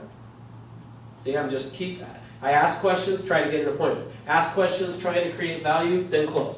Does that make sense? All of this stuff. So I'm connecting, I'm going to create value, then I close. If he says no, I go back to creating some more value, then close. Create more value, close. Create more value, close. Are you following me? I'm just constantly creating value, closing, creating value, closing, creating value, closing. Well, and I need to ask at least 3 times in here. Follow? All right, what questions on that? So I'm curious what Kathleen didn't like about the open house part. Remember you Oh, were I left it out. I haven't said it yet. Oh, okay.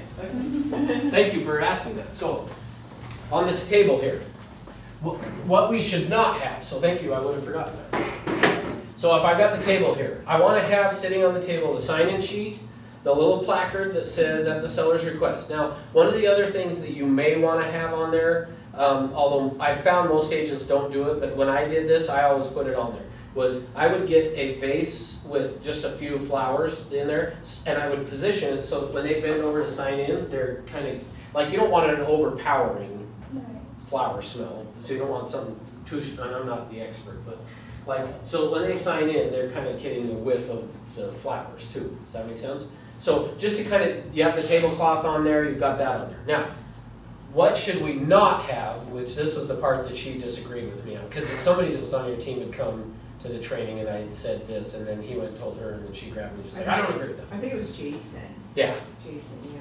so, one of the things I recommend is don't have flyers. No flyers. No flyers about the house. Why is that? Well, because what's usually the first question they, after you've asked them, are you working with an agent, and they say no, what's the first question they ask you? How much is the house? Well, sometimes that, but usually what they ask is, do you have a flyer? Yeah. Now, why do they ask, do you have a flyer? So they can cut and run and they got all the info they need. They don't have to talk to you. So the reason I recommend not having a flyer at the house is because then, so here's how you handle it. So ask me if I have a flyer. Do you have a flyer? Now, now remember this, I need to ask for an appointment 3 to 5 times. So by not having a flyer, watch what happens. So now go ahead. Do you have a flyer for this home? Oh, you know what? We actually don't have any flyers here. We just ran out, but I'd be happy to get you one. When could I drop it off to you? See, now look how quickly I now have been able to ask for that first appointment. And now, let me ask you. You walk into a furniture store.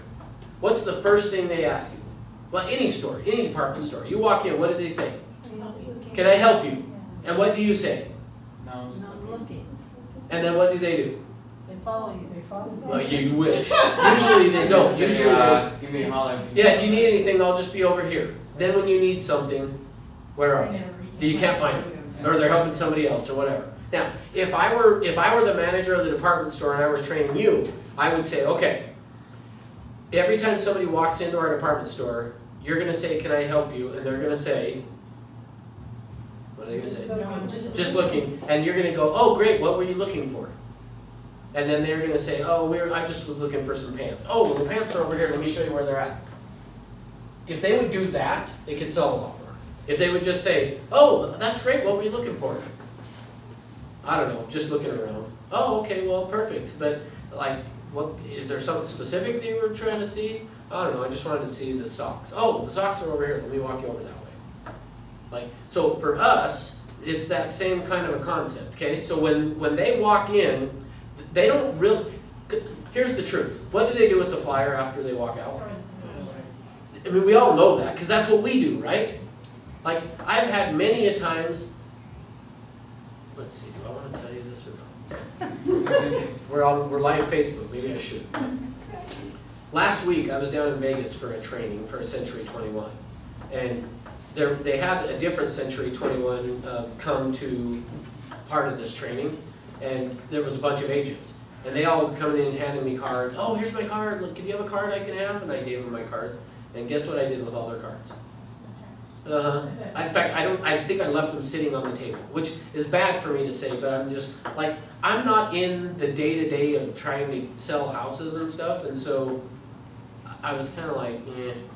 And we are part of Carter's relocation, so the truth is, if I get somebody that says they want to move to where their office is, I'm going to go through probably our relocation department anyway, so, like, to me, I didn't really care. But my point being, like, you know how it is. If you walk through, you would ask for the flyer. You don't really want the flyer. You just don't want to talk to the person. You want to throw the flyer away as soon as you're done. Right? So, for me, my recommendation, don't have a flyer. The only reason I'm saying don't have a flyer is it gives you that first excuse to ask for an appointment. So watch, ask me. They have a flyer. You know what, we actually ran out of the flyers, we don't have any more here at the property. Now, so if there are some there at the property, go put them in your car. So that you can say, we don't have any here in the house. Can you email it? But I would be happy to get you one, when can I drop it off? How about, can you email one to me? Yeah, sure, let me get your email address, what is it, and I'll email it to you. Now, the truth is, what they usually do is when you say, we don't have any, but I'll be glad to get you one, they go, oh, that's fine, I don't really care. Like, because really that's the truth, they don't really care. But for me, I don't want to, the only reason I don't want to have a flyer there is so that they have to ask me the questions. And so I can say, I'll be glad to get you a flyer anytime you want it, when can I drop it off to you? Well, no, that's okay. Or they will say, well, just email it to me. Great, give me your email address. Now I got his email address. So what was her counter argument then? She liked it. She likes the way her flyers look and thinks that the Good people example. coming will like it and want her to list their house because of how good her flyers are. Which, hey, that's fine. Like, honestly, I said, hey, if you wanna have flyers, have flyers. It's just, because the key thing with this for me is just, remember, everything that the reason I'm saying no is it gives you a chance to connect with them. I have nothing against having a flyer there. It's the point of not having it is a chance for me to connect because now they gotta ask me questions and allows me to create the value and close. See, my whole objective is getting appointments out of this. Does that make sense? I think that'd be a fun experiment. Yeah, To I not think you have a should. flyer and see how it Try it, goes. yeah. See what happens. So when you're door knocking, are you giving them a flyer for the open house, or is that a different? Yeah, no, great question. So I usually will have, and you can be a flyer or whatever, but I usually just did it like as a recipe card size of an invitation. You're invited, open house, this date, this time, address. So, but either way, it doesn't matter. Like if you wanna, Put a picture of the house. and- yep. Yes, I put a picture. Oh, of you the do, house. okay, I'm sorry. So, yeah, picture of the house and here's the address. They're just a this, small this. card. Yeah, for me, it was just a small, I mean, it doesn't matter. If you wanna do an 8x11 printout, that's fine too. But I usually did make sure you're invited, because I'm inviting them to come to it. Does that make sense? The other thing I recommend on this, no lenders. Don't have a lender there with you either. Now, here's why. You guys already told me, but I'm gonna ask again. What do they think you're there to do?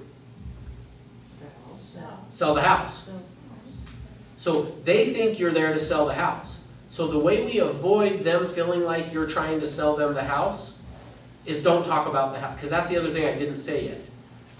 How much with Tony did I talk about the house? Nothing. I didn't say anything about the house. What did I talk to him about? Yeah. That's right, because what am I trying to do? Connect.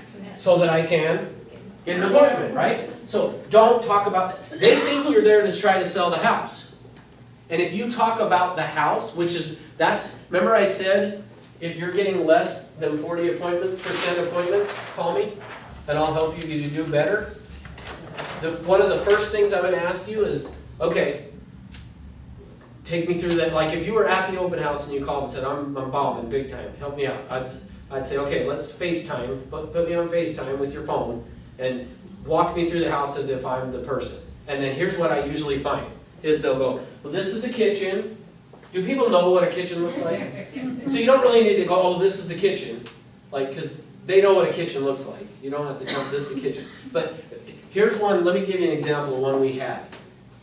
We had one where this agent was like, I'm usually really good, but I'm struggling big time on this one. Okay, well, walk me through the house.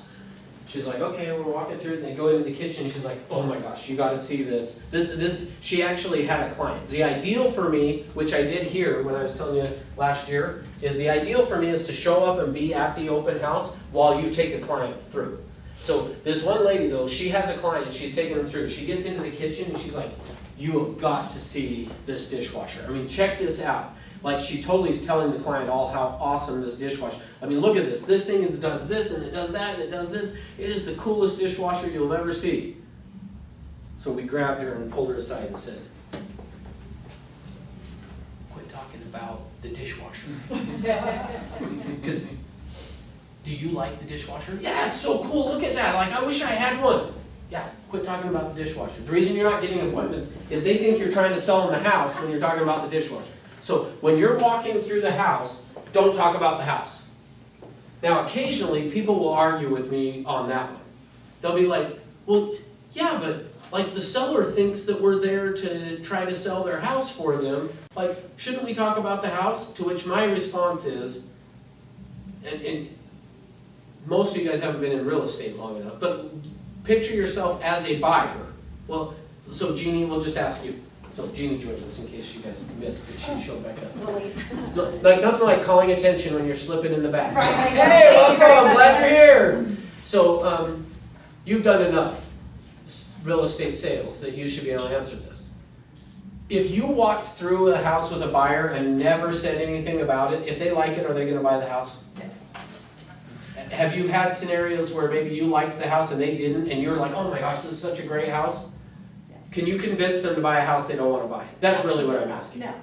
They either, when they walk through, they're either gonna love it and wanna buy it, or they're not. Like, so, my point being, like, don't feel like, oh, I've gotta talk about the house because we're here to try to sell the house for the seller. If they wanna buy the house, they're gonna buy the house. There's nothing you're gonna say, it's not like you're, oh, look at how cool this dishwasher. Oh, well, we weren't gonna buy the house, but now we will, now that you told us about the dishwasher, you know what I mean? You're not gonna sell them. Now, with that being said, there are times, I wanna make sure that I'm clear, there are gonna be things that maybe the house, a feature that the house has that is an upgrade or something that people wouldn't be aware of, that you may wanna point out to them. But again, I would only do it, you can tell with people when they're walking through if they like the house or not. And if you're getting the vibe they like it, then you might wanna point out, oh, hey, FYI, this does have 2x6, when it was framed, they used 2x6s instead of 2x4s, and so it's got a little bit more insulation in the house, or, I mean, whatever, if there's something that they can't see. But if they can see that the kitchen's updated, you don't need to be like, oh, FYI, they updated the kitchen just 2 weeks ago. Like, they'll be able to tell, like, oh, it's an updated kitchen. You don't have to tell them. Does that make sense? Yeah. So, but there may be things that the house features, or what, if it's not obvious and you can see they kind of like the house, you may want to point out some of that as you're going through.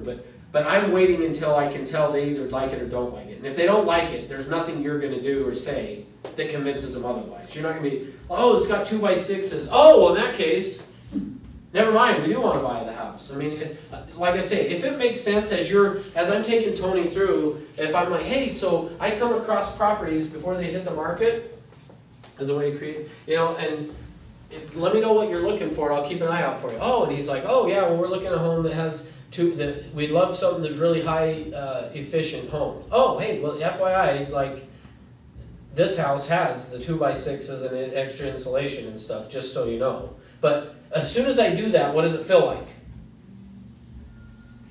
I'm trying to sell him the house. So we want to be what I call client-centric, not property-centric. So I want to talk about him as the client, not the property. I want to get to, wow, the whole point of that survey was, wow, you're an interesting person. I'd love to find out more about like what you're doing and what about you, where you work and your family and how many kids and how old are they and what kinds of things do they do? And oh, wow, that's awesome. You know what we ought to do is sit down and talk about what you're trying to get in a home, and I'll help you figure out the best deal for you. See, because if I've connected and I then create some value and I close, he's going to go, oh yeah, let's get together and talk more about it. Make sense? Okay, good. What else have I forgotten to tell you? What questions, Steve? Who bakes the cookies? Oh, excellent question, thank you. So here's what ideally how the setup, now this doesn't always work out this way, but what you want to do is have one person that, so at the very start, one person is kind of just like watching, as I like to call them, the spotter. Like they're the one to say, oh, Laura, somebody's coming up the door.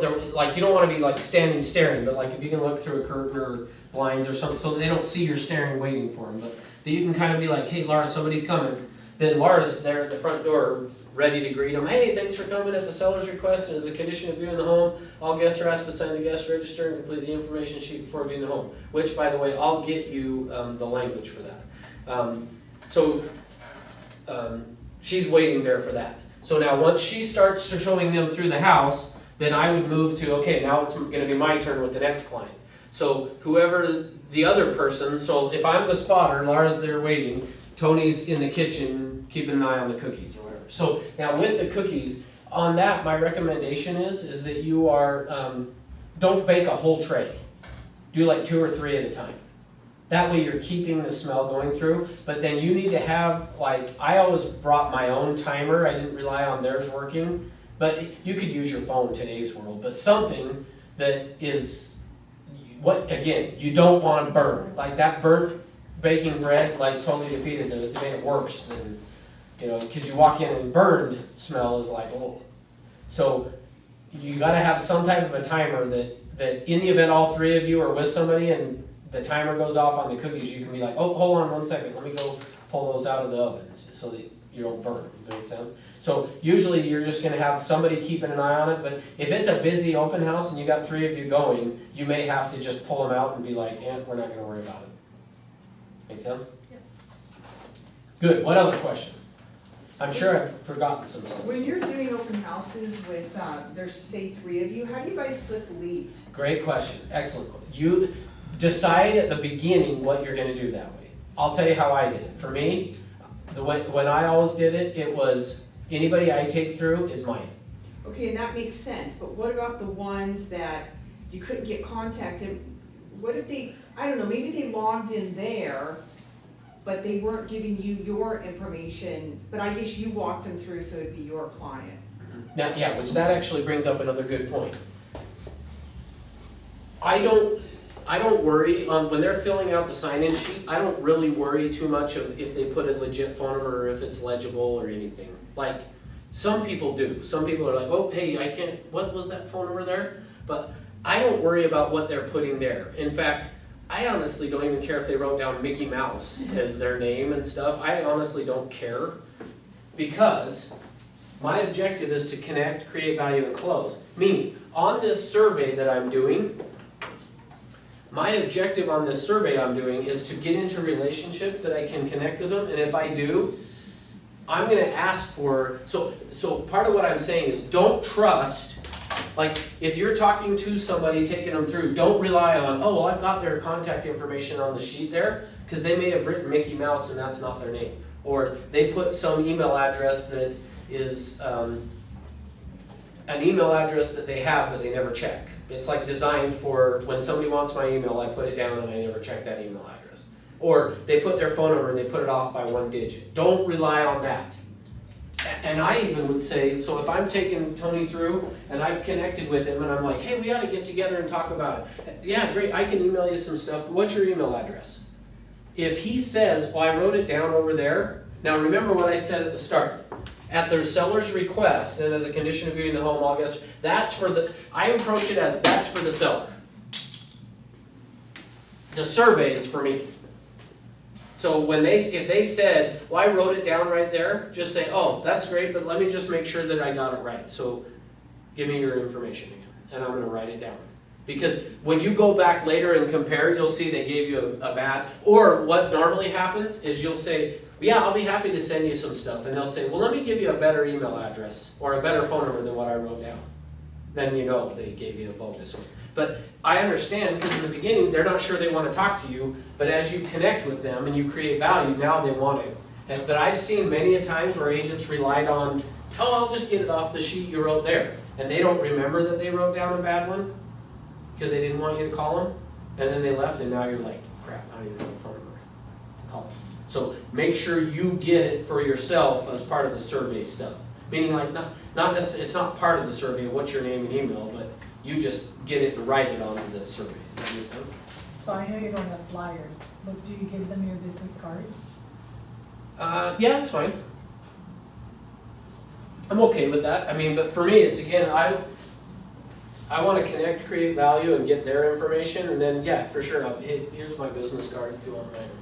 So, yeah. I just wanted to share something with you. This is brilliant, by the way, Thank you. because I've been doing open houses forever, and I've never had the client-centric approach versus Mhm. property, and it's so true.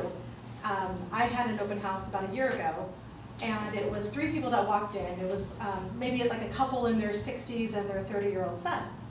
And the father and son walked through the house, and I tried to follow them, and the mom was hanging around. So I just started chatting with the mom. She's from New Jersey. We just hit it off. And they all left. Later on that evening, I got a call. And he said, hi, I was in your open house today. I'm like, oh yeah, I remember you. I had no idea who it was. Yeah. And I'm going through my notes and everything. And he goes, you know, we've got to make an offer on the house. Can you meet me there tomorrow? And I go, absolutely. And I'm like, score. So I meet him at the house the next day. It was his mom. His mom's like, you need to call that girl, the agent. And if I hadn't connected with her, I wouldn't have closed the deal. And so I ended up closing on, it wasn't that property, but I ended up selling him a different house. Yeah. So that's awesome. you're spot on. Yeah, thank you. Yeah. In fact, so that reminds me actually 2 other things that I want to talk about on this. One is the other thing that's good about doing it this way is it protects the seller's home as well by you walking through. Versus most agents, the way they do an open house, hey, sign in, all right, feel free to look around, here's a flyer, if you have any questions, let me know. And then on their way out, oh, here's my card, if I can help you with anything, let me know, and then they leave. Like, why put your business up to chance that way when you can actually create something with it? That's what that's to me, that's where I say, like, if you're gonna do it the right way and do it to where you're gonna get business from it, not just, does that make sense? So, so let me tell you, so part of this is it protects the seller's home too. So let me give you a quick scenario. So years ago, I had a group like this that I was training, and we were, for a while, what we would do is we would meet once a week to kind of talk about how things were going. And so we had gotten together, and one of the ladies said, hey, just so you know, like, I just want everybody that was in the class, she said, I want everybody to be aware of what happened at our open house that we did this weekend, because it was kind of fishy, and so I want everybody to kind of be aware of it. I said, okay, yeah, sure, what happened? And she said, well, so this guy and this lady came, and he said, they said it was a husband and wife thing. She said, but like, she was way younger than him, like could have been his daughter, not, the husband. Yeah, which I was like, well, you never know. I mean, and she said, so we were taking them through the house. Now, I had trained them on this, so like, you accompany them through the house. Now, so one of the other things that you'll do is, so let's say that Laura and I are there doing it. Tony shows up and he's got his wife and 5 kids in tow. They walk in, and I'm taking Tony through and his wife, and all of a sudden the wife wanders off a different direction. Then what Laura needs to do, unless she's with somebody, but if she's not, then you go and kind of either be with them, try to herd them back towards this way, or either you just say, hey, the seller would like us to stay together as we go through the home, so just stay with me if you can while we're going through. But, so anyway, so she's taking them through the house, this agent, and the wife person splits off. So the other agent realizes that they've split off, and this, so it was a 2-story home. So the agent and the husband are upstairs looking, and as they went up the stairs, the wife, which we found out later was his daughter, not his wife, but goes downstairs. And so the other agent notices it and goes to follow her down and gets down into the basement and is like, hey, can I show you around or whatever? And she's like, oh, like startled. But as she was going down, the husband upstairs said, oh, honey, you gotta come see this. And so then anyway, they just hurried and left the house after that. They left. So she's like, it just felt weird, like, and she said, and really, the thing that really, I mean, it felt weird at the time, she said, but then when the seller got home, they called and said, was somebody in the office going through the desk drawers? And she said, that's where the daughter, what turned out to be the daughter, but supposedly the wife, had gone down into the office where the desk was, and she was just opening the drawer when he yelled, hey honey, you gotta see this, as a way to let her know somebody's coming. And so she walked in and she was like, oh, hey, and then walked out. So, but there was a checkbook in that desk drawer. But the good news is, because we had more than one agent there, she was able to go get the other person and bring it back. So she just said, I just wanted you guys to know in case somebody sees anything. 2 weeks later, on the news, a father and daughter got arrested because they were going around to open houses, and what they would do is split up like that. She would then go rummage through to try to find drugs or money, checks, whatever. So that's the other thing that's the advantage of, if you're going to do it, of having a couple of people there, is to help protect that way of what's going on. Okay? What happens if something did happen? Like if you're holding an open house and there was a theft or Yes. an injury? Good What if question. someone? So our listing agreement says that we're not responsible. So they're agreeing that we're not going to be held So responsible. if their homeowner's insurance or whatever. Yeah, they have to turn it in their homeowners, because, yeah, they're agreeing that they won't hold us responsible if something were to happen. What if you're fortunate enough to have more clients come in than you have people available? Good question. So yeah, so let's say that there's 3 of us there and there's tons of people coming to the property. So you've got two choices at that point. One is you can just have, like, make up a piece of paper that says showing the home, be back in a few minutes. And we've done that before where you post that on the door and then you just shut and lock the door. Well, and then whoever's done and walking out can unlock the door and let whoever else in. Now, you do run the risk of doing that people will just leave. But honestly, like, I hate to say it, but I almost don't care if that happens, because if I can connect with somebody that's coming through and get an appointment that I end up doing a deal with, oh well. Like, I missed out. So that's one option. Is you can just say, we'll be back in 5 minutes, and then take the person through. Now, the other option is you don't do that, you just leave it, and when somebody walks in, you hope they sign in.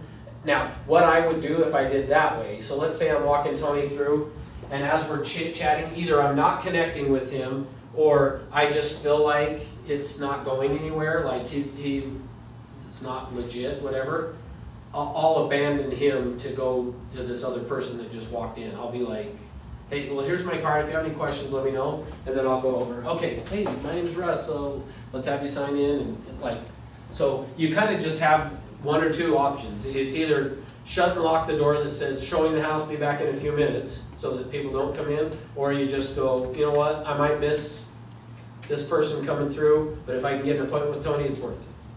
Does that make sense? So yeah, great questions. There was something else I was gonna say, and I don't remember what it was now. So what other questions? I feel like there's something else I was gonna say that. This may sound picky, but I just wondered, you said you don't, I understand about the flyers, and then you, when you're door knocking to invite people to come to the open house, you said you give them an invitation, and it has you're invited, and a picture of the house. Do you put any other particulars, like the price, the size, or you just leave it? It's up to you. I'm fine either way. But that's not Yeah, important. yeah.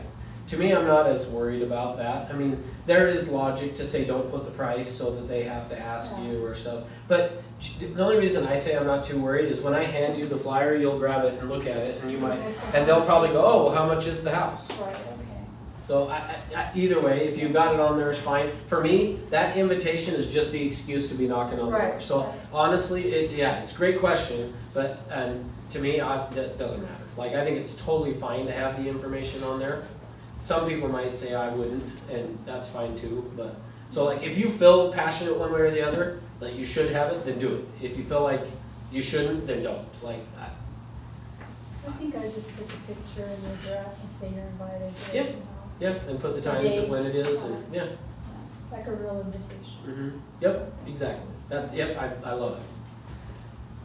So when you're going through the open house, you're literally not highlighting anything in the house unless they ask, or unless they. Yeah, excellent question. So here's what you should know, like, to be able to answer their questions, because as you're walking through, they may say, you know, what's this or what's that? Like, you should hopefully know to be able to say, oh yeah, that's this. But so anyway, where was it you said you worked?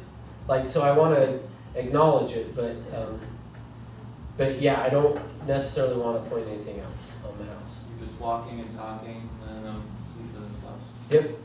And more, I'm becoming client-centric. I just want to be finding out about you. Wow, you're an interesting person.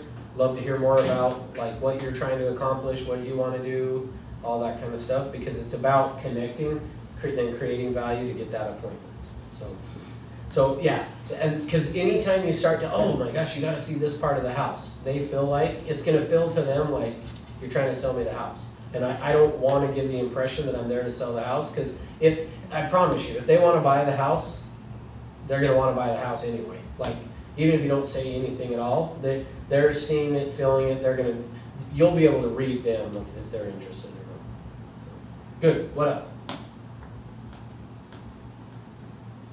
I feel like I'm forgetting something, because it seemed like there was one other thing that I was like, wait, I gotta tell them. I don't think it's major, but. So what other question, Lauren?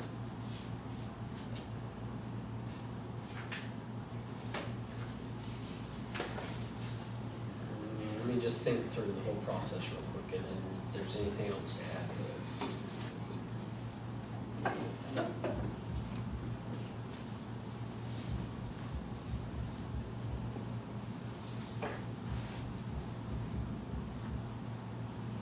Yeah, I think that really covers it. Can I add one more thing? Yeah. For the new agents, one thing that a lot of people ask are what schools? You know, what schools are the kids go to? And a lot of times I pick up open houses in different neighborhoods, and I've been stuck because I didn't do that research. So just always make sure you know which schools. Yeah, I was gonna Yeah. ask that That does question. happen. Yeah. Thank you. That, it's good to have that kind of stuff that you know, so that if somebody does say, oh, what schools is it, that you can, but in the event you don't know, it's okay. Like, meaning for me, watch. So let's role play it. So Jeannie, ask me. Oh, so I've got a third grader and a junior high kid. What schools would they go to? So you know what, actually this is not my listing, so I'm not 100% sure, but I'd be happy to find out for you. When would be a good time we could get back together and talk about it? See, I'm just gonna use it as an excuse to ask for an appointment. It's always me. I just assumed, hey, that's awesome, you know what, it's not my listing, but I'll get that information for you. When would be a good time for us to get back together so I can talk to you about it? Afternoons or evenings better? Make sense? So, but yes, I do think it's a good, like, it's better if you can, if they were to ask that, to be like, oh yeah, the schools that it belongs to is da. Like, so yeah, I think it's a good idea to be able to answer their questions, but as soon as I answer their question, I wanna go right back to, so anyway, where was it you said you worked at? And just now back to client-centric, so, good. All right, anything else? Okay. Let's see, I'm gonna come back to here. That's pretty much it on the open house stuff. So I wanna come back to here for 1 second, okay? Anything else on this list that you feel like I didn't cover that you'd wanna know more about on either side? I mean, SOI, hold that, because we're gonna do that Thursday. I'm gonna take you through the whole SOI of how and what to do with them. But outside of that, any of these others that you feel like, Calling on expireds, oh, perfect. You know what I would like to know more about too is a number of agents that I've talked to over the last few months, they said they strike up conversations in the grocery store or they wear their name tag and they get a lot of leads that way. And I mean, I can strike up conversations, but I'd like to sell myself. Okay, yep, good. So, yeah, so let me just write it down so I don't forget, expired. And I'm gonna do that real quick, and then we're gonna come back to, because I actually did mean to do one other thing on expireds that I wanna show you guys. And then, so, okay, but on yours, here's what I used to do. In fact, when I first came into business, they called this the 7-second presentation. And here's what I would do. So let me, pull out a business card here. So here's what I would do.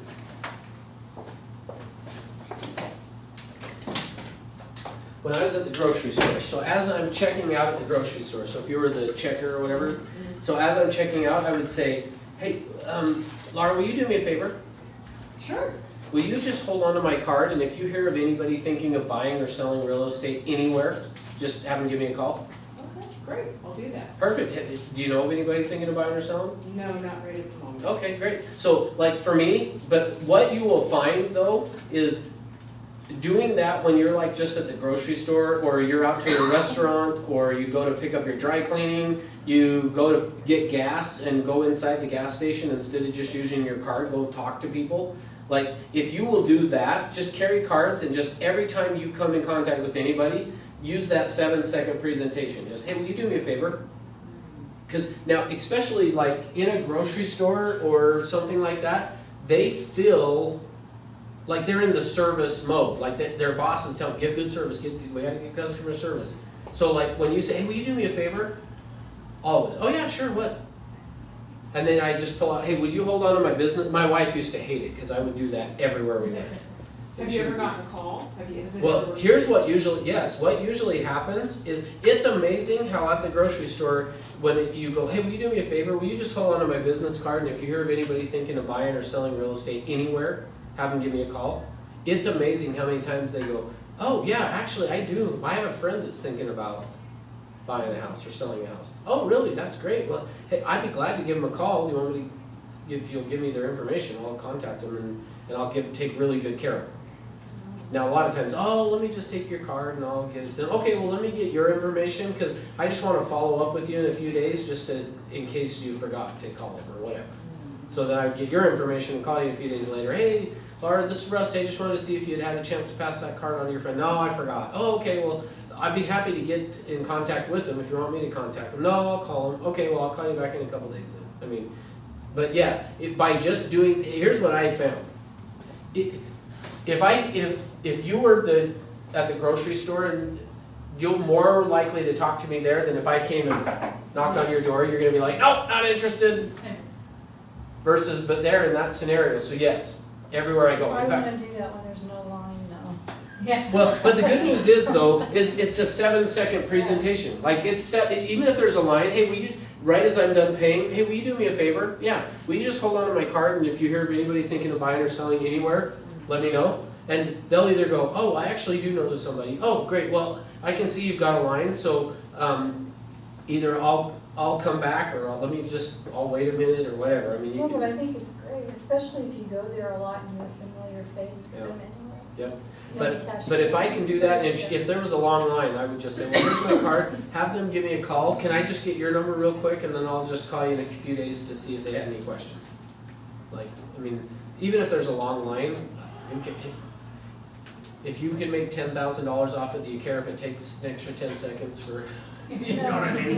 $1,000 a second, like, okay, I'll do I don't it. think the checkers care either. Yeah, that's depending on where Gives you're them a at. breather.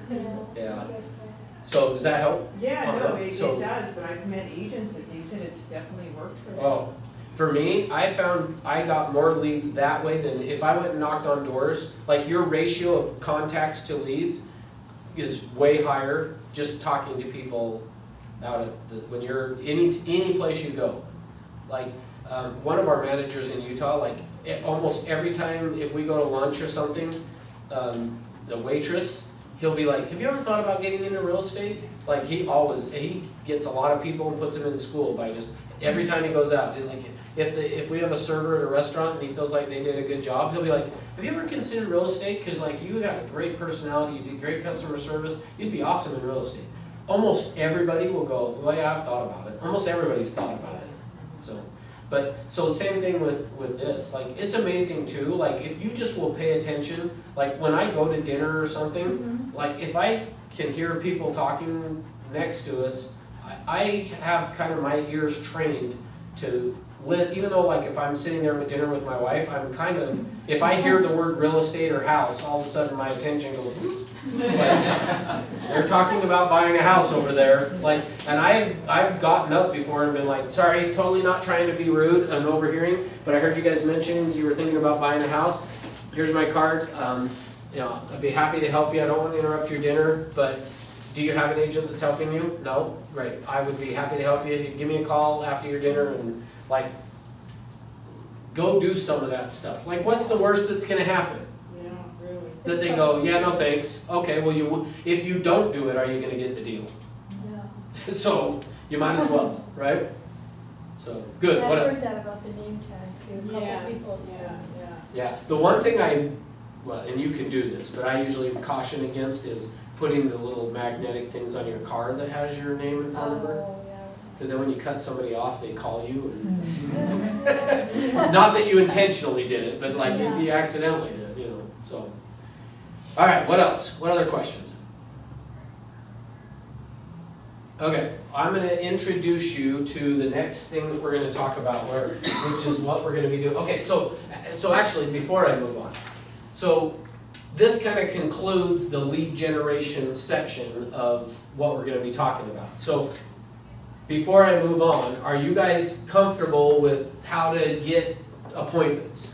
What you need to, I mean, I know you're probably not comfortable, but do you know what to do? Do you understand the process? Do you feel like you know what to do? And a lot of things I never thought of. Yeah, good, thank you. I appreciate that. So, you good that way? Any questions? Because the next piece we're going to move to now is towards, okay, now I've gotten these appointments, now what do I do with them? So we're going to go through and we're going to talk about two areas. We're going to talk about, I'm going to first talk about when you get an appointment to meet with a buyer, what's the process we wanna go through, and then we'll do with a seller after. So we're gonna do the process really is the same. It's just, I've found it's easier to train you on the buyer side first, and then go into the seller. It'll make more sense, it's easier for you to learn. Does that make sense? So in your book, that's where you wanna be, Laura, right there. It's the needs analysis section is the next thing that we're gonna do. Okay? So I'm gonna introduce you Do to you it. want to cover the expired before you cover the? Oh, thank you, that's why, thank you, appreciate that. That's the whole reason I wrote it up there, is at some point I would turn around, but I appreciate you stopping me before I did. Okay, so expireds. Here's what I would recommend on expireds, is if you are just saying, like, for instance, so back to our list here, I don't wanna do open houses, but I wanna work expireds. Here's what I'm gonna give you as what I think is the best way for you to work expired listings. Now, I don't know how for sure it is here, but I'm guessing it's the same. Like, I'd be shocked if it's not. That's probably the best way of saying it. Typically, what happens with expired listings is you can find them on your computer. So you would go to the MLS and you can do a search to say, I want to see every home that the listing expired yesterday, or you can say last week or last year or whatever. Make sense? Now, years ago, what happened with me was this. I had decided, okay, I want to go out and start knocking on expired listings doors, because every agent is, not every, a lot of agents, a few agents are calling the expired listings, but I was like, I want to set myself apart to be different, so I'm going to go knock on their doors rather than call them on the phone. So in Salt Lake County, which Salt Lake County geographically is much smaller than what Ventura County is. So like Salt Lake County is probably more the size of like maybe Moore Park, and Simi is all of Salt Lake. I mean, that's probably not exactly right. It's wider this way but lengthwise or whatever. Anyway, so I decided one day I'm gonna go print out all the expireds from the day before, or actually it was the weekend before, so the Saturday and Sunday expireds. And so I went on the computer, I printed them off, and I want to say there was 10 or 12 in all of Salt Lake County. So I jump in my car and I'm driving all over Salt Lake County, and I'd pull up to the house and I'd go knock on the door, and nobody was home. So I would stuff my business card in there, and I would get back in the car and I'd drive over a few miles away to the next house, nobody's home. Put a card in the door, drive over to I spent, out of those 10 or 12 properties, I think one person was home.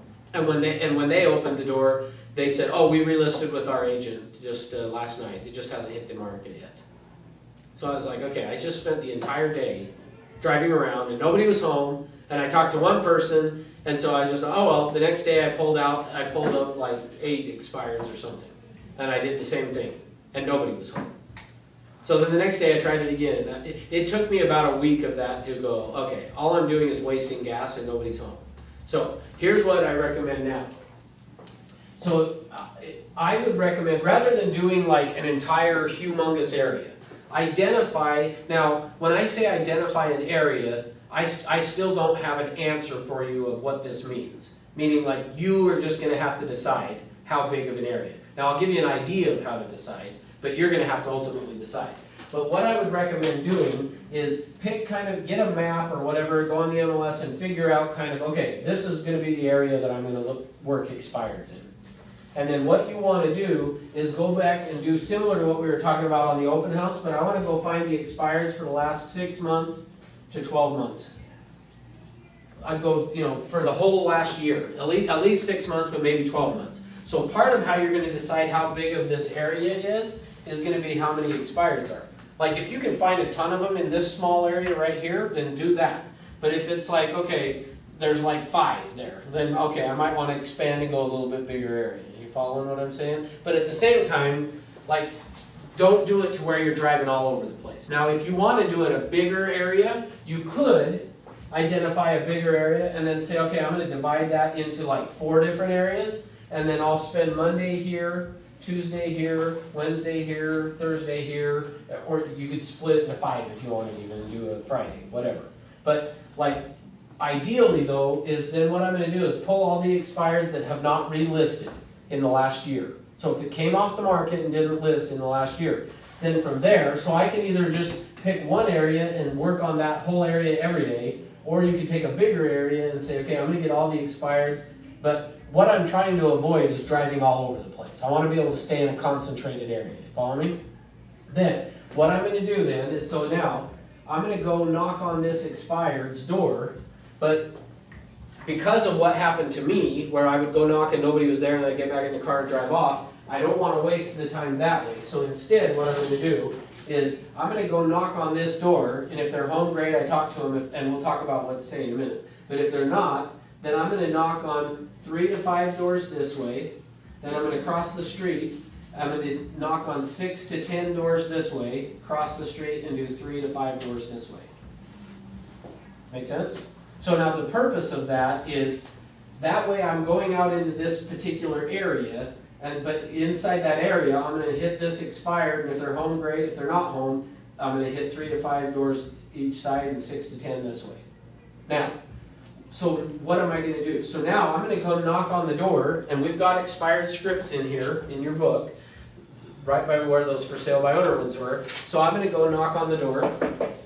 They're going to answer the door, and I'm going to say, hi, my name is Russ with Century of 21, and I noticed that your home came up on the computer as an expired listing, and I was just coming to see when you plan on interviewing agents for the job of selling your home. And then they're going to go, yeah, we don't know. Now, let me back up.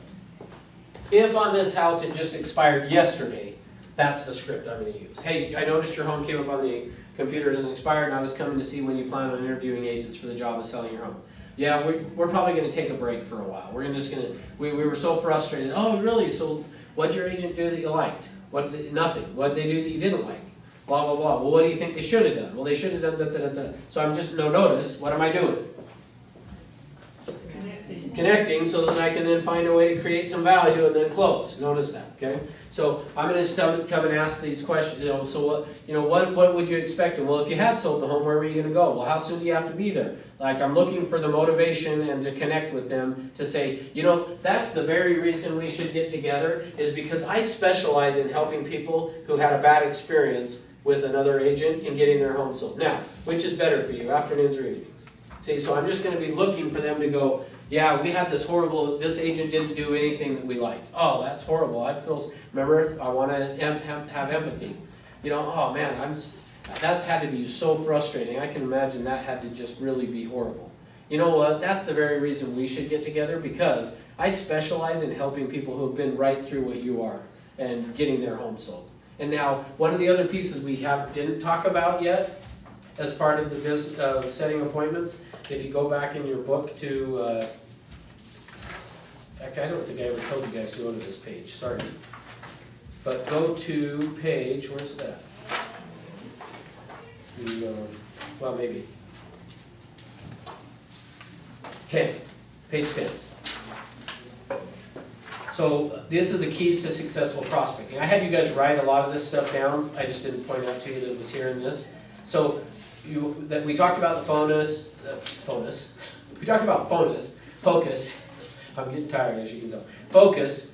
I didn't straight out say it, but number 2 is energy and enthusiasm. You guys picked up that we were doing that though, right? When we were role playing, when I was doing that with Trudy. Follow the scripts we talked about, build rapport, ask questions, repeat and affirm. We talked about all that, show empathy. The next one is sound bites.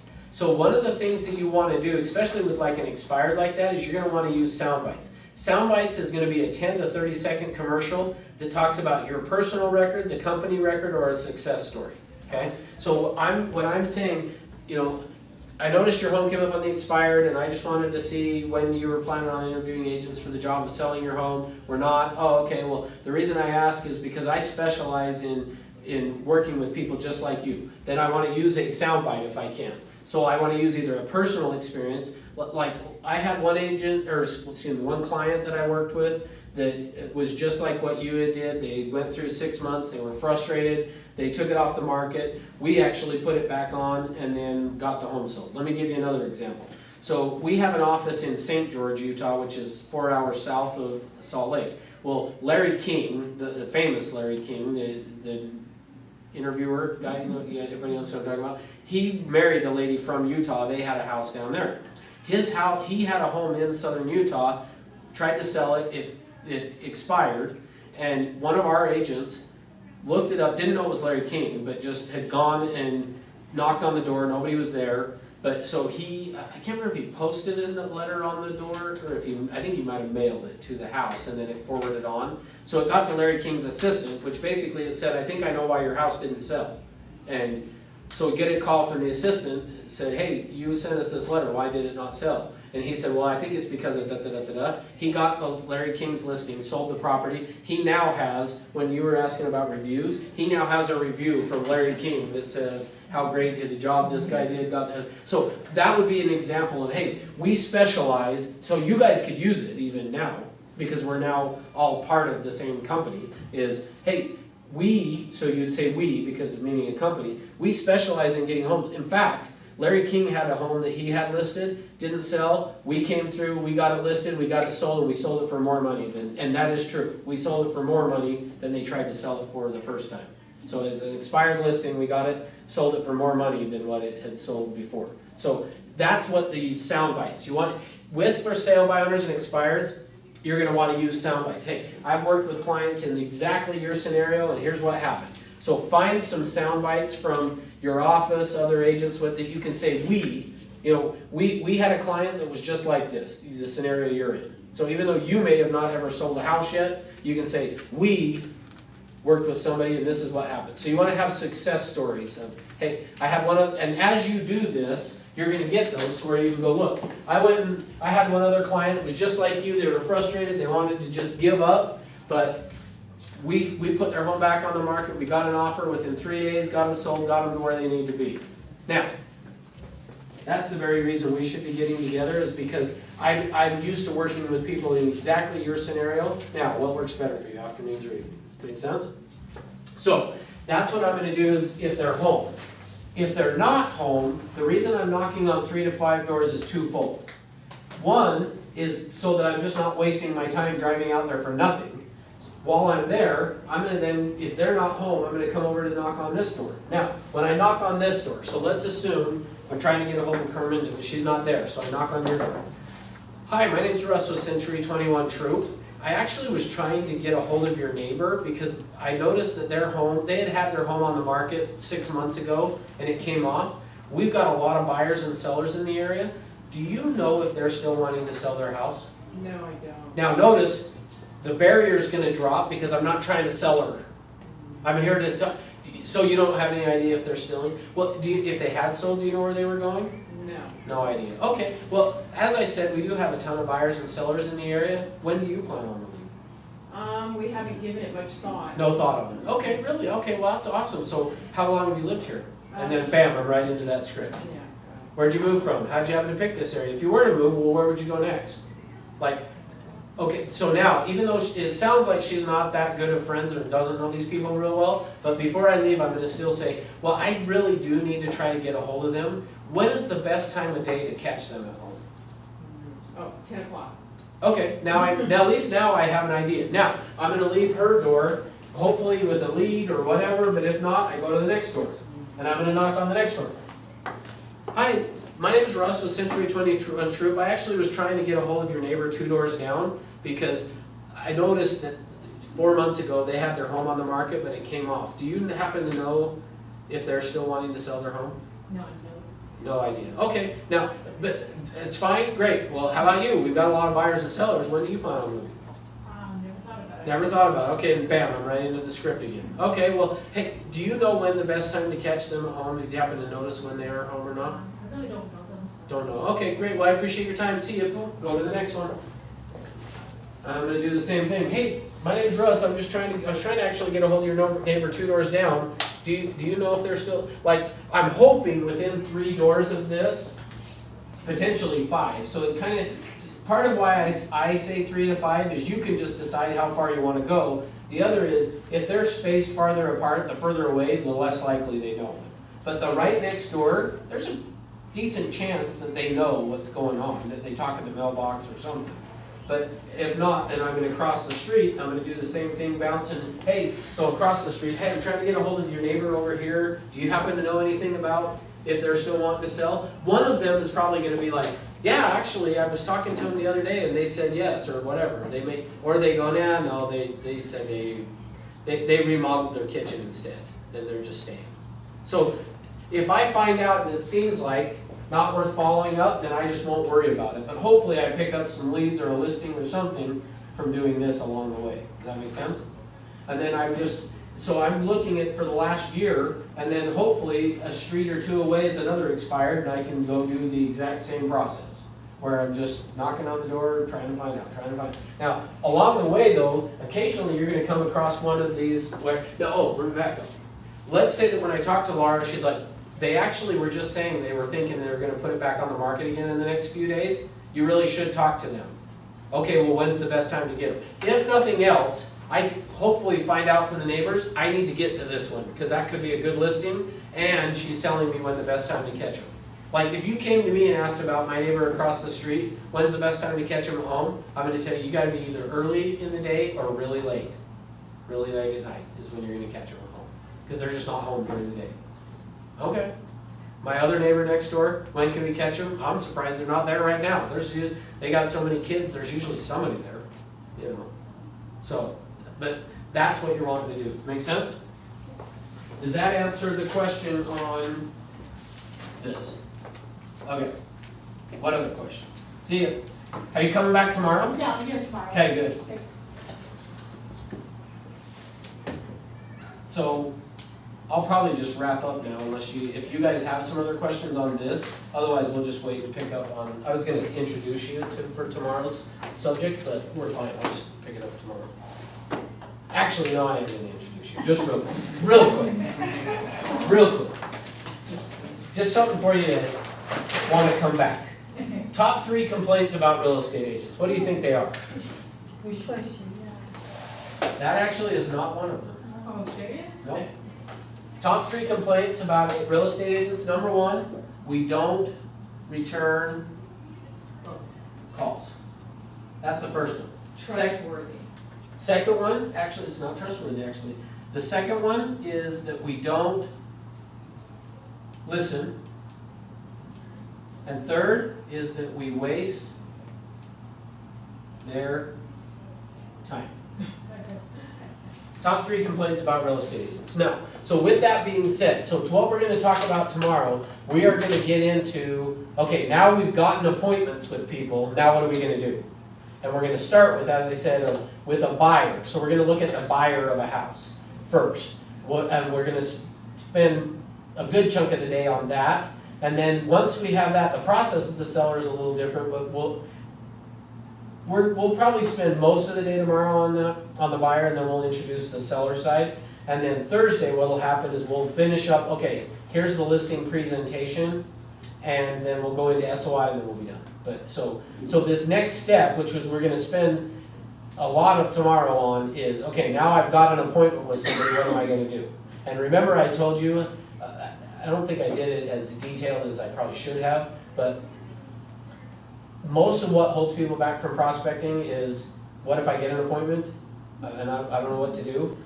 What we're going to do now is I'm going to show you what to do and to show you how to do it so that when you sit down with somebody, they're going to have, if they do ask you, how long have you been doing this? It's because they are shocked at how good you are.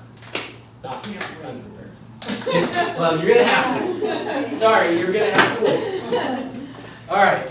I was like, I've lost a marker, but there it is. Okay, thanks for being here. So tomorrow we will start 9 o'clock again. And we'll pick up with just reviewing this. We don't return their calls, don't listen, and we waste their time.